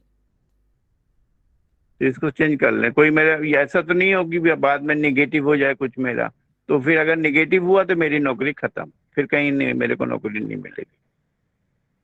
देखिए बुध जो है डुअलिटी का साइन है। डुअलिटी में आप कभी भी जाके काम करेंगे तो वहां पे आपकी दोनों तरफ की स्थितियां बनी रहेंगी, हो भी सकता है नहीं भी हो सकता। अगर आप प्रॉफिट के उससे लिहाज से देख रहे हैं तो ये आपके लिए फायदे का सौदा है, लेकिन क्योंकि डुअलिटी है तो नौकरी जा भी सकती है। क्योंकि नया शोरूम है ना।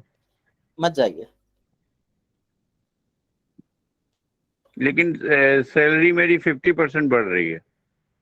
सर रिस्क भी तो बढ़ रहा है, और आपने कहा इसके बाद आपको नौकरी कहीं नहीं मिलेगी अगर यहाँ से आपको छोड़ना पड़ गया तो।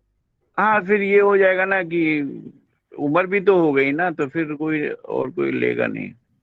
सर ज्योतिष पे भरोसा करिए, पर इतना भी मत करिए कि जो चीज हाथ में है उसको आप दांव पे लगा दें। लेकिन ये 1 साल की मैंने 1 साल की नौकरी है, जिसमें से एक बार मेरे को मई महीने में अगले ने अल्टीमेटम दे दिया था कि मैं दुकान नहीं चला पा रहा हूँ, आप कोई दूसरी खोज लीजिए। फिर ये पूजा और दिवाली का टाइम देख करके वो पलटी खा गए, बोले कि अभी आप रही है। नहीं तो तो इस ये बार मेरे, क्लियर बात करिए ना आप मालिक से। तो यहाँ सैलरी अगर यहाँ मेरे को मिलता 30 और यहाँ मिलेगा हमको 50। आप मेरी नहीं बात नहीं बात समझ पा रहे, आप अभी खुद डुअलिटी में हैं। करूं या नहीं करूं? हाँ जब भी मैंने हाँ, 20,000 का फर्क है तो इसलिए थोड़ा लालच भी आ रहा है। जब भी हम भविष्य की बात करते हैं डुअलिटी आती है। बुध आपका डुअलिटी का साइन है। जब आपने पूछा उस समय भी बुध एक्टिव है, तो व्यापारिक दृष्टिकोण से ग्रोथ का समय है, परंतु साथ ही साथ बुध जो डुअलिटी का होने के कारण संशय की अवस्था भी रखता है। बुध में अंतर्दशा किसकी चल रही है? बुध में बुध और प्रत्यंतर है बृहस्पति का। प्रत्यंतर बृहस्पति का है। चेंज कर लीजिए, फायदा ये है, लेकिन ये आपको ये समझो कि भागने दौड़ने की तो वो बना देगा, आपको परेशान करेगा फिजिकल रूप से। नहीं डिस्टेंस एक ही है आने जाने का। आपका वहां पे वर्कलोड ज्यादा होगा, आप बैठ के काम नहीं कर पाएंगे, भागा दौड़ी का काम करेंगे। नहीं सेल्समैन है तो रिटेल काउंटर ही है। सर बृहस्पति की अंतर्दशा आपको सुख देती है, और बृहस्पति आपका नवम भाव में था, तो सुख तो आपको देगा, लेकिन साथ ही साथ विरक्ति भी देगा, परेशानी भी बहुत देगा। हाँ नया शोरूम में थोड़ा उसको सेटअप करना पड़ेगा। और मार्च महीने से फिर शनि आ जाएगा। मार्च से शनि आ जाएगा, परेशानी और बढ़ा देगा। बुध में बुध का प्रत्यंतर शनि हो जाएगा। जी, काम किस चीज का है? फर्निशिंग का, पर्दे का, लाइन का, पर्दा, सोफा, कपड़ा, ये सब। डी डेकोर का नाम सुने हैं? डी डेकोर, हाँ जी। हाँ तो डी डेकोर में मैं जा रहा हूँ। कंपनी तो अच्छी है, सेफ है, लेकिन आपकी परेशानियां फिजिकली बढ़ा देगा ये। हाँ तो वो तो शोरूम मेरे को ही देखना होगा पूरा। परेशानियां तो ज्यादा आएंगी, क्योंकि पहले गुरु की दशा चल रही है, गुरु भागने दौड़ने का काम कराने वाला है। शनि की दशा है, शनि आपको वैसे ही हार्ड वर्किंग करा देता है, तो कुछ समय आपका काफी हैवी रहेगा। अगर आपने वो समय पार कर लिया तो फिर सब कुछ स्मूथ हो जाएगा। हाँ वो बात तो ठीक है, लेकिन ऐसे भी मेरे को तो जहां भी हूँ वहां भी लोड है ही है, और इसके पहले जो 20 साल काम किया उसमें भी लोड था, क्योंकि सेल्स में ना, तो सेल्स में तो कस्टमर डीलिंग रहती है ना। आप एक काम कीजिएगा, मुझे ना कुंडली अपनी पर्सनल भेज दीजिएगा। इसको अभी हम यहीं पे बात को बंद करते हैं, आप पर्सनल कुंडली भेज दीजिएगा, मैं बता दूंगा। दिनेश जी बोल करके नाम लिखा होगा ना आपका? मैं ग्रुप एडमिन हूँ, आप ग्रुप में डाल दीजिएगा, मैं देख लूंगा। मैं अपना date of birth, time, place सब लिख दूं? हाँ, डेट और ऑफ मैं बर्थ, थोड़ा प्लेस और नाम। ठीक, मैं भेजता हूँ। नाम क्या है आपका? सुशील कुमार दुबे। सुशील कुमार दुबे, ठीक है। Okay, thank you sir. चलिए, अब आप लोग ये बताइए सर एक जो चीज आपने- पूछनी थी। हाँ जी। जैसे आपने सूर्य और चंद्रमा का डिग्री का कहा, ऐसे सूर्य के साथ एक चंद्र ग्रहण का भी होता है, तो उसके अंदर केतु का रहता है ना सर, तो उसमें भी डिग्री देखेंगे कि सूर्य और केतु की कितनी है, तो वो इफेक्टिव है कि नहीं? डिग्री देखी जाती है। देखिए यहाँ पे एक चीज आपको बताऊं, कुछ किताबों में आपको चंद्र केतु का योग ग्रहण मिलेगा, कुछ किताबों में आपको राहु चंद्र का योग ग्रहण के रूप में मिलेगा। वास्तविकता यह है कि राहु और केतु छाया ग्रह हैं, तो जब भी छाया चंद्रमा पे या सूर्य पे पड़ेगी तो ग्रहण का दोष पक्का है। वहां पे जो बलशाली होगा उसको लेके आप काम करेंगे, आंसर आपके आसानी से निकल आएंगे। इवन ये जैसे बैठेंगे वहां पे भी ये दिक्कत करेंगे। हाँ जी बोलिए। जैसे केतु की डिग्री ज्यादा ही नहीं है, 2 या 3 डिग्री है, तो चंद्रमा की डिग्री को पहले देखें फिर। तो पहले चंद्रमा की डिग्री देखेंगे, अगर चंद्रमा की डिग्री अच्छी है तो केतु ज्यादा प्रभाव नहीं देकर रखेगा। 10 डिग्री का। हाँ जी। तो फिर नहीं, केतु का प्रभाव कम है ना सर फिर तो। पूनम जी आपने क्या बोला, एक बार दोबारा बोलिए। 3 डिग्री का केतु है और 10 डिग्री का चंद्रमा। ठीक है, चंद्रमा हम लोग कौन सी उम्र का मानते हैं? 16 साल की उम्र का। हाँ जी। अपने जो न्यूमोलॉजी में सीखा था उस नियम को लगा दीजिए यहाँ पे। चंद्रमा जो है युवा अच्छा होता है, और चंद्रमा यहाँ पे पूर्ण युवा है, जो युवा की ओर जा रहा है, और केतु जो है वो वीक है। यानी केतु में चंद्रमा आपको सुख देगा, और केतु जो दुख देने का कारण है वो दुख ना देके भौतिक सुखों का कारण बन जाएगा। मतलब कि उल्टा इफेक्ट हो जाएगा, जो हम केतु को खराब करते हैं ना, वो वाली जी। स्थिति हो जाएगी। तो आपका क्या होगा, हाँ वो स्थिति हो जाएगी। तो आपका क्या होगा, केतु आपका राहु का काम करेगा और राहु आपका केतु का काम करेगा। हाँ जी, ठीक। ठीक है। अब आपका जहां केतु बैठा है वहां से आपकी इच्छाएं जुड़ जाएंगी, और जहां राहु बैठा होगा वहां से आपकी इच्छाएं खत्म हो जाएंगी। हाँ जी, ठीक है सर। हम लोग ये 12 लग्नों की गाथा कर रहे थे। इसमें हम लोग अब अगली राशि ले लेते हैं, हम सारा राशि से खुद ही इसको कवर करते हैं। अगली राशि बुध की है, बुध लग्न में आ गया। तो बुध यहाँ पे कैसा होगा, शुभ अशुभ? आभा जी चली गई? इधर ही हूँ सर, शुभ होगा। जी, कोई तो बोले। शुभ होगा। शुक्र, अगला घर शुक्र का है। दूसरा घर तटस्थ है, और शुक्र की दूसरी राशि शुभ रहेगा। त्रिकोण में बैठी है। जी जी, तो ये शुभ रहेगा। शुभ।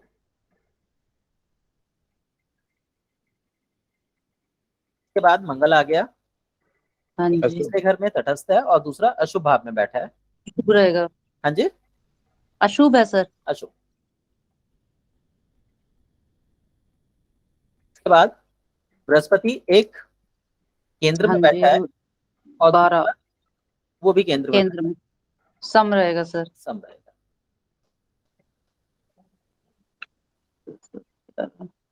शनि एक त्रिकोण में बैठा है, और दूसरा अशुभ स्थान में बैठा है। शुभ रहेगा सर।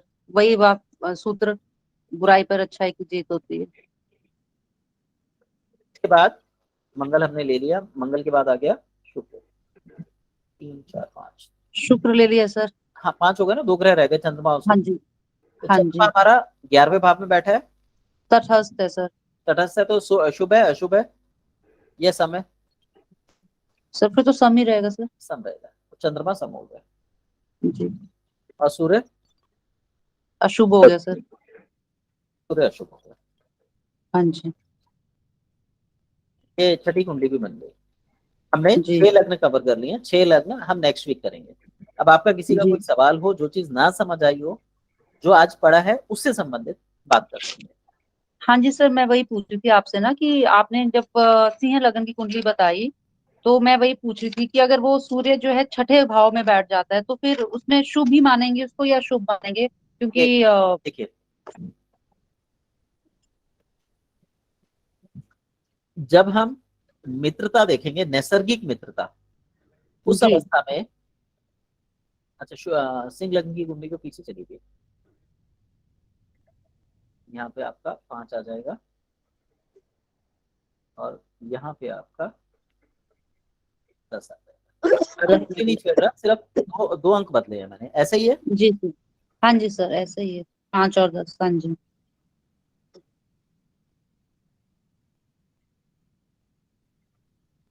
अब यहाँ पे अगर हम देखें तो 5वां घर लग्न का है। जी लग्न के ऊपर कोई भी दोष नहीं लगता।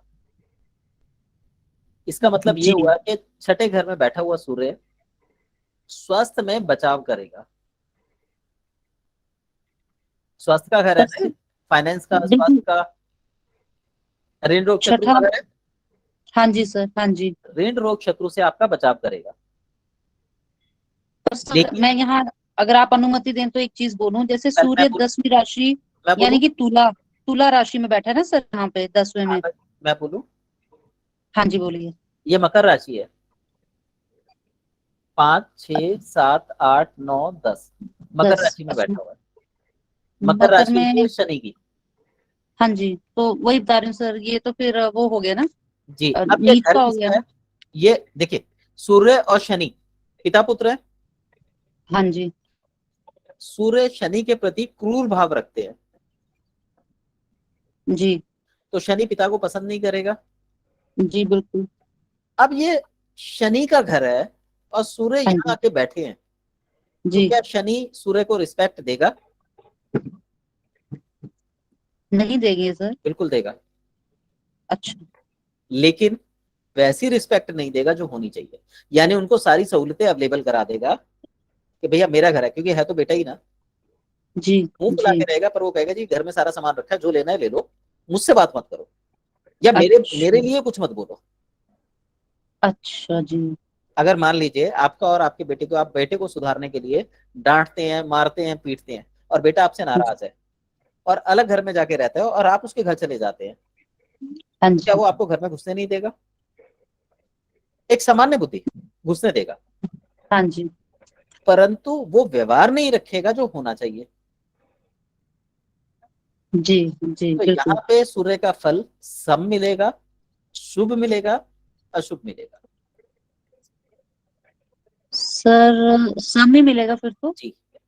अब यहाँ पे जब हम प्रिडिक्शन करेंगे, तो हम जी जब घर का संबंध देखेंगे, तो हम ये देखेंगे कि सूर्य की कुंडली में शनि अशुभ भाव का स्वामी है या शुभ भाव का स्वामी? सर यहाँ पे तो शनि जो है, शनि यहाँ पे अशुभ भाव का स्वामी है। हाँ जी शुभ है सर, हाँ जी अब अशुभ भाव का स्वामी है, इसका मतलब इसके घर में गंदगी फैली हुई है। हाँ जी पिता आएगा, देख के नाराज होगा, पिता का भी दिमाग खराब और बेटे का भी दिमाग खराब कि भैया तुम बोल क्यों रहे हो, और वह कहेगा तू अपने आप को ठीक नहीं रख सकता।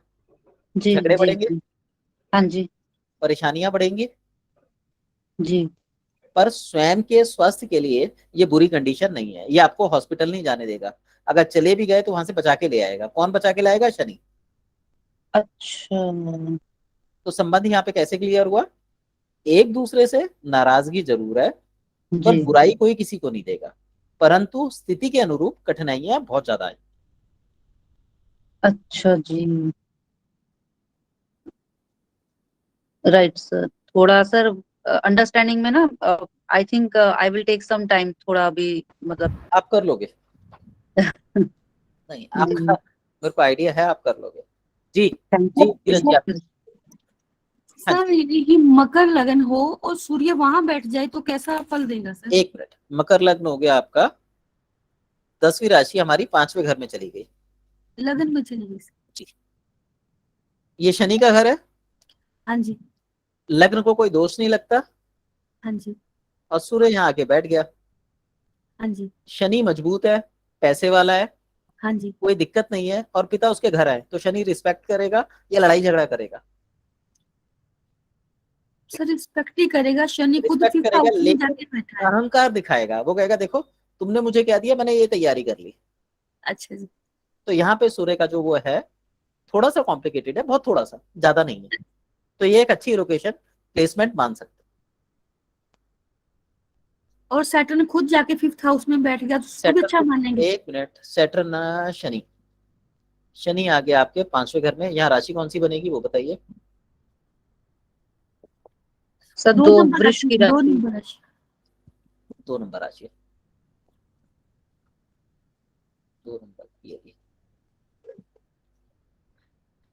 अब यहाँ पे आपको ये देखना है कि इसी की दूसरी राशि, वृषभ की दूसरी राशि, सॉरी शुक्र की दूसरी राशि कहाँ बैठी है? सर 10वें हाउस में। शुक्र की दूसरी राशि चली गई 10वें हाउस में। तो यहाँ पे शनि मित्र के घर में है या शत्रु के घर में है? तो हम इसको कैसे जांचेंगे? ये मित्र के घर में है, हाँ जी सर। शुभ स्थान पे बैठा है। इस हमको शुक्र को योगकारी मानेंगे ना सर? यहाँ पे शुक्र योगकारी हो गया, मित्र के घर में शनि बैठा है। तो ऐसा व्यक्ति बुद्धि, पैसा, विलासता, बच्चे खूब अच्छे। जी सर। ये वाला सिस्टम अगर आप समझ गए ना, ये कैसे एक दूसरे की मित्रता और शत्रुता होती है, आपकी ये कुंडली की व्याख्या करना बहुत आसान है। अच्छा जी सर। लेकिन आपने भी सिंपल सी साधारण बुद्धि का इस्तेमाल करना है। अगर कॉम्प्लिकेटेड बनाया कि ये योग कारक है और ये ऐसा है, ये मतलब शब्दों का खेल है सारा, तो आप खुद उन जी शब्दों में उलझते चले जाएंगे। जी सर। अब शनि का ये बोलते हैं, शनि जिस घर में बैठता है वहां पे हमारी रिस्पॉन्सिबिलिटीज को बढ़ा देता है। हमारा सामान्य सूत्र था, तो बच्चों के प्रति, विद्या के प्रति, बुद्धि के प्रति आपकी रिस्पॉन्सिबिलिटीज बढ़ गई। शनि जी तीसरे दृष्टिकोण से जिसको देखेगा उसको पराक्रम करना है। तो 1 2 3 यानी पत्नी के प्रति पराक्रम का भाव होगा। तो ऐसा व्यक्ति अपनी पत्नी को यदि थोड़ा सा दबा के रखे तो उसका घर जो है सुखी चलेगा। नहीं तो पत्नी यहाँ पे ऐसी मिल सकती है जो परेशान करने वाली हो। पत्नी का मतलब पति भी हो सकता है, स्पाउस ऐसा हो सकता है। जी सर। तो शनि को यहाँ पे थोड़ा सा उस पर दबाव देने की जरूरत है, दबा के रखने की जरूरत है, क्योंकि सूर्य भी बैठा है तो दबाएगा। अगर ये यहाँ से भी दबाए और यहाँ से भी दबाए तो ऐसे व्यक्ति का पति पत्नी जो भी होगा वो कंट्रोल में रहेगा, और कंट्रोल में रहेगा तो इसका जीवन सुखी हो जाएगा। तो एक अच्छी प्लेसमेंट बन गई शनि की। जो शनि का थर्ड हाउस का नेगेटिव इंपैक्ट था वो पॉजिटिव में कन्वर्ट हो गया। उसके बाद 10th हाउस की दृष्टि 3, 4, 5, 6, 7, 8, 9, 10 दूसरे घर में पड़ी, पैसे की तरफ से तंगी रहेगी, क्योंकि पत्नी को आपने दबा रखा है, पैसे की तंगी रहेगी। पत्नी को छोड़ेंगे वो चिल्लाएगी, आप पैसा कमाने भागेंगे। जी तो या तो पैसा मिलेगा या पत्नी या पति मिलेगा, दोनों में से एक चीज मिलेगी। जी अब यहाँ पे शुक्र बैठा हुआ है तो विलासता है, तो वो आपको ना तो पत्नी की कमी रहने देगा ना पैसे की कमी रहने देगा। यदि आपके पास पैसा ज्यादा होगा तो बाहर संबंध बना देगा, यदि पत्नी से अच्छे संबंध होंगे तो आपको पैतृक धन संपत्ति दिला देगा। जबकि यहाँ पे हमने किसी और घर की कोई हेल्प नहीं ली, सिर्फ इसी की एक लोकेशन से हम ये प्रिडिक्शन निकाल सकते हाँ जी सर, थैंक यू सर। हैं। और किसी का कोई सवाल? सर आपने ये कैसे बताया कि पैतृक संपत्ति दिला देगा? दिव्या जी ये शुक्र के घर में बैठा हुआ है, शुक्र विलासता का ग्रह है, सुख सुविधाओं का ग्रह है, और यहाँ पे योग कारक होके बैठा हुआ है, तो शुक्र तो संपत्ति देगा देगा। हाँ जी, विलासता दे सकता है, तरक्की दे सकता है, ये सारे काम देगा। और एक चीज और, मान लीजिए पिता बहुत गरीब है, खाने के भी लाले हैं, तब हम कैसे कहेंगे ये विलासता दे सकता है? तो हम ये कहेंगे कि यहाँ पे पहली चीज, पिता के पास खाने को हो ना हो, बच्चे को अपनी औकात से बढ़कर मतलब पहनावा देगा या खाना देगा अपने से ज्यादा, तो बच्चा तो उसमें आ गया ना, लग्जरी में। जी सर, बिल्कुल सही कह रहे हो आप।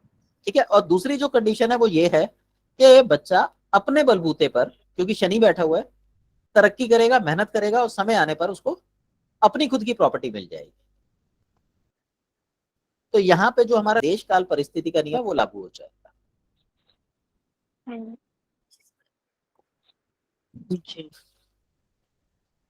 सर मैं एक बात पूछना चाह रही हूँ सर। जी। जी सर, जैसे आपने मुझे बताया था ना कि आप शनि की पूजा कीजिए एंड ऑल, हाँ क्योंकि दूसरे भाव में छठी राशि में मंगल और शनि बैठे हैं। और सर आप बता रहे हैं कि जो आज हमने लगन गाथा में पढ़ा हाँ सीन लगन में, तो मंगल जो है पीछे सपूत बन के खड़ा है। तो सर जी। अब मुझे ये बताइए, मुझे अपना मंगल स्ट्रॉन्ग करना पड़ेगा या मुझे अपने शनि को थोड़ा सुधारना पड़ेगा? तो इन दोनों में से क्या करें सर प्रेफरेबली? देखिए, योग कारक का मतलब ये है कि ये एनर्जी आपको बाय बर्थ गॉड गिफ्टेड है, जी सर। ना आप इसे घटा सकते ना बढ़ा सके। ये एक अच्छी एनर्जी है और ये हमेशा आपका सपोर्ट करेगी। जी आपको इस पे ध्यान देने की जरूरत नहीं है, केवल आपने क्या करना है, इसको नेगेटिव नहीं करना। जी। मंगल संबंधी दान आपने जीवन में कभी नहीं करने, अच्छा, कभी नहीं करने सर? कभी नहीं करने। अगर देखिए एक चीज आपको फायदा दे रही है और आप उसको दूसरे को दान कर रहे हैं, आप तो उससे वंचित रह जाएंगे ना। बिल्कुल सर, हाँ जी। लेकिन इसका दूसरा एक और पक्ष है, अगर आप वही चीज दूसरे को दान कर रहे हैं तो आप अगले जन्म के लिए सेविंग्स कर रहे हैं कि आपका अगला जन्म भी अच्छा हो। जी जी सर। तो अब ये डिसाइड आपने करना है कि मुझे इस जन्म में कष्ट भोग के अगले जीवन को अच्छा करना है या मुझे इस जीवन को अच्छे से भोगना है। अगर भोगना है तो मंगल का दान नहीं होगा, और यदि सेविंग्स करना चाहते हो, इसको हम बेसिकली इन्वेस्टमेंट्स बोलते हैं, इन्वेस्टमेंट्स करना चाहते हो, जो हम 12वें घर से देखेंगे भी कि आपको करना चाहिए या नहीं करना चाहिए, तो ऐसी अवस्था में आप दान कर सकते ओ हो। 12वां घर आपका बुध का बैठा है, बुध का किस प्लेसमेंट पे है? सर बुध तो सर मेरा छठे भाव में बैठा हुआ है। बुध छठे भाव में बैठा हुआ है, ऋण रोग शत्रु के भाव में। अब हाँ यदि जी। आप मंगल का दान करते हैं जी। तो आपको ऋण रोग शत्रु संबंधी समस्याएं पैदा हो सकती हैं, अच्छा इसलिए आपको मंगल का दान नहीं करना चाहिए शारीरिक प्रभाव से। अच्छा जी, अब ठीक है। यहाँ पे कौन सी राशि बैठी है उसको ले लीजिए। दूसरे भाव में सर छठी राशि बैठी है, बुध नहीं की है। सॉरी, छठे भाव में जहाँ बुध बैठा था वहां कौन सी राशि? सर 10वीं 10वीं। 10वीं राशि है शनि। हाँ जी सर। अगर आप ये करेंगे तो आपके जीवन में कठोरता, कठिनाइयां बढ़ जाएंगी। अच्छा। तो कैलकुलेशन ऐसे पीछे की तरफ जाएगी, और जहां पे रास्ता ब्लॉक हो जाएगा हम वहां तक प्रिडिक्ट करेंगे, फिर छोड़ देंगे। जी सर। ठीक है, ये जो होती है आपकी प्रिडिक्शन, मैंने बताया था ना 3 प्रिडिक्शंस होती हैं। एक आप कुंडली देख के करते हैं, दूसरा आप आध्यात्मिक रूप से, और तीसरा ईश्वरीय रूप से। जी सर। ईश्वरीय रूप से तो आपको ऑटोमेटिकली ज्ञान मिलेगा, उसको तो छोड़ दीजिए। जो जी। आप आत्मिक रूप से करते हैं, ये वो आत्मिक कुंडली की व्याख्या है। हाँ जी सर। यदि आप कुंडली को कैलकुलेट करेंगे तो ये जो हम नियम पढ़ रहे हैं कि ये शुभ है, ये अशुभ है, ये समय, हम इसको एज इट इज पढ़ते हैं। इसमें हम अपनी तरफ से कुछ भी एड ऑन नहीं करते। जी सर। जी। सर इसमें एक काम नहीं हो सकता? हाँ जी। सर ये आबादी को 50-50 नहीं कर सकते? आप बच्चे को क्या नहीं कर सकते? 50-50 सर 50-50 बोल रहा हूँ सर। इस जन्म में भी 50 मिल जाए, अगले जन्म में 50 मिल जाए। जी, उसके लिए क्या है, बाकी ग्रहों की प्लेसमेंट और दशा काल देखना पड़ेगा। अगर वो इनके सपोर्टिव होगा तो कर सकते हैं। अभी इनके लिए कॉम्प्लिकेट कर दिया कि भाई इस जन्म में अगर अपन भोगेंगे तो अगले जन्म में दिक्कत आएगी, अगले जन्म के लिए संचित करेंगे तो इस जन्म में दिक्कत आएगी। दिक्कत आएगी मैंने ये नहीं कहा। मैंने ये कहा है कि मंगल खराब हो जाएगा। हाँ वही तो बात है ना, जो मंगल वाली बात आ रही, तो मंगल के लिए तो आपने कहा कि भाई ये क्या इस जन्म में अच्छा मिलेगा, क्या अगले जन्म में मिलेगा। ऐसा देखिए यहाँ पे मतलब दुविधा होगी उसमें। हाँ, दुविधा नहीं है, वो कुंडली के अंदर लिखा होता है कि क्या रास्ता अपनाना है। यहाँ पे एक एग्जांपल दे देता हूँ। मैं किसी व्यक्ति को बोलता हूँ आप बहुत बुरे हैं, तो सीधा सा बात है, मैंने उस पर उंगली उठा दी, आप बुरे हैं। और वहीं मैं दूसरी बात बोलता हूँ कि भाई आप अच्छे आदमी नहीं है, इसका मतलब ये नहीं होता कि आप बुरे हैं। पर देखने का दृष्टिकोण ये बनता है कि आपने ये कहा कि ये अच्छे नहीं है, इसका मतलब ये बुरे हैं। जी। तो ज्योतिष आपके दृष्टिकोण पे टिकी है, आप किस दृष्टिकोण से कुंडली की जांच कर रहे हैं। जैसा आपने कहा कि भाई अगर ये मंगल नहीं दान करते तो अगला जीवन खराब है, ऐसा नहीं है।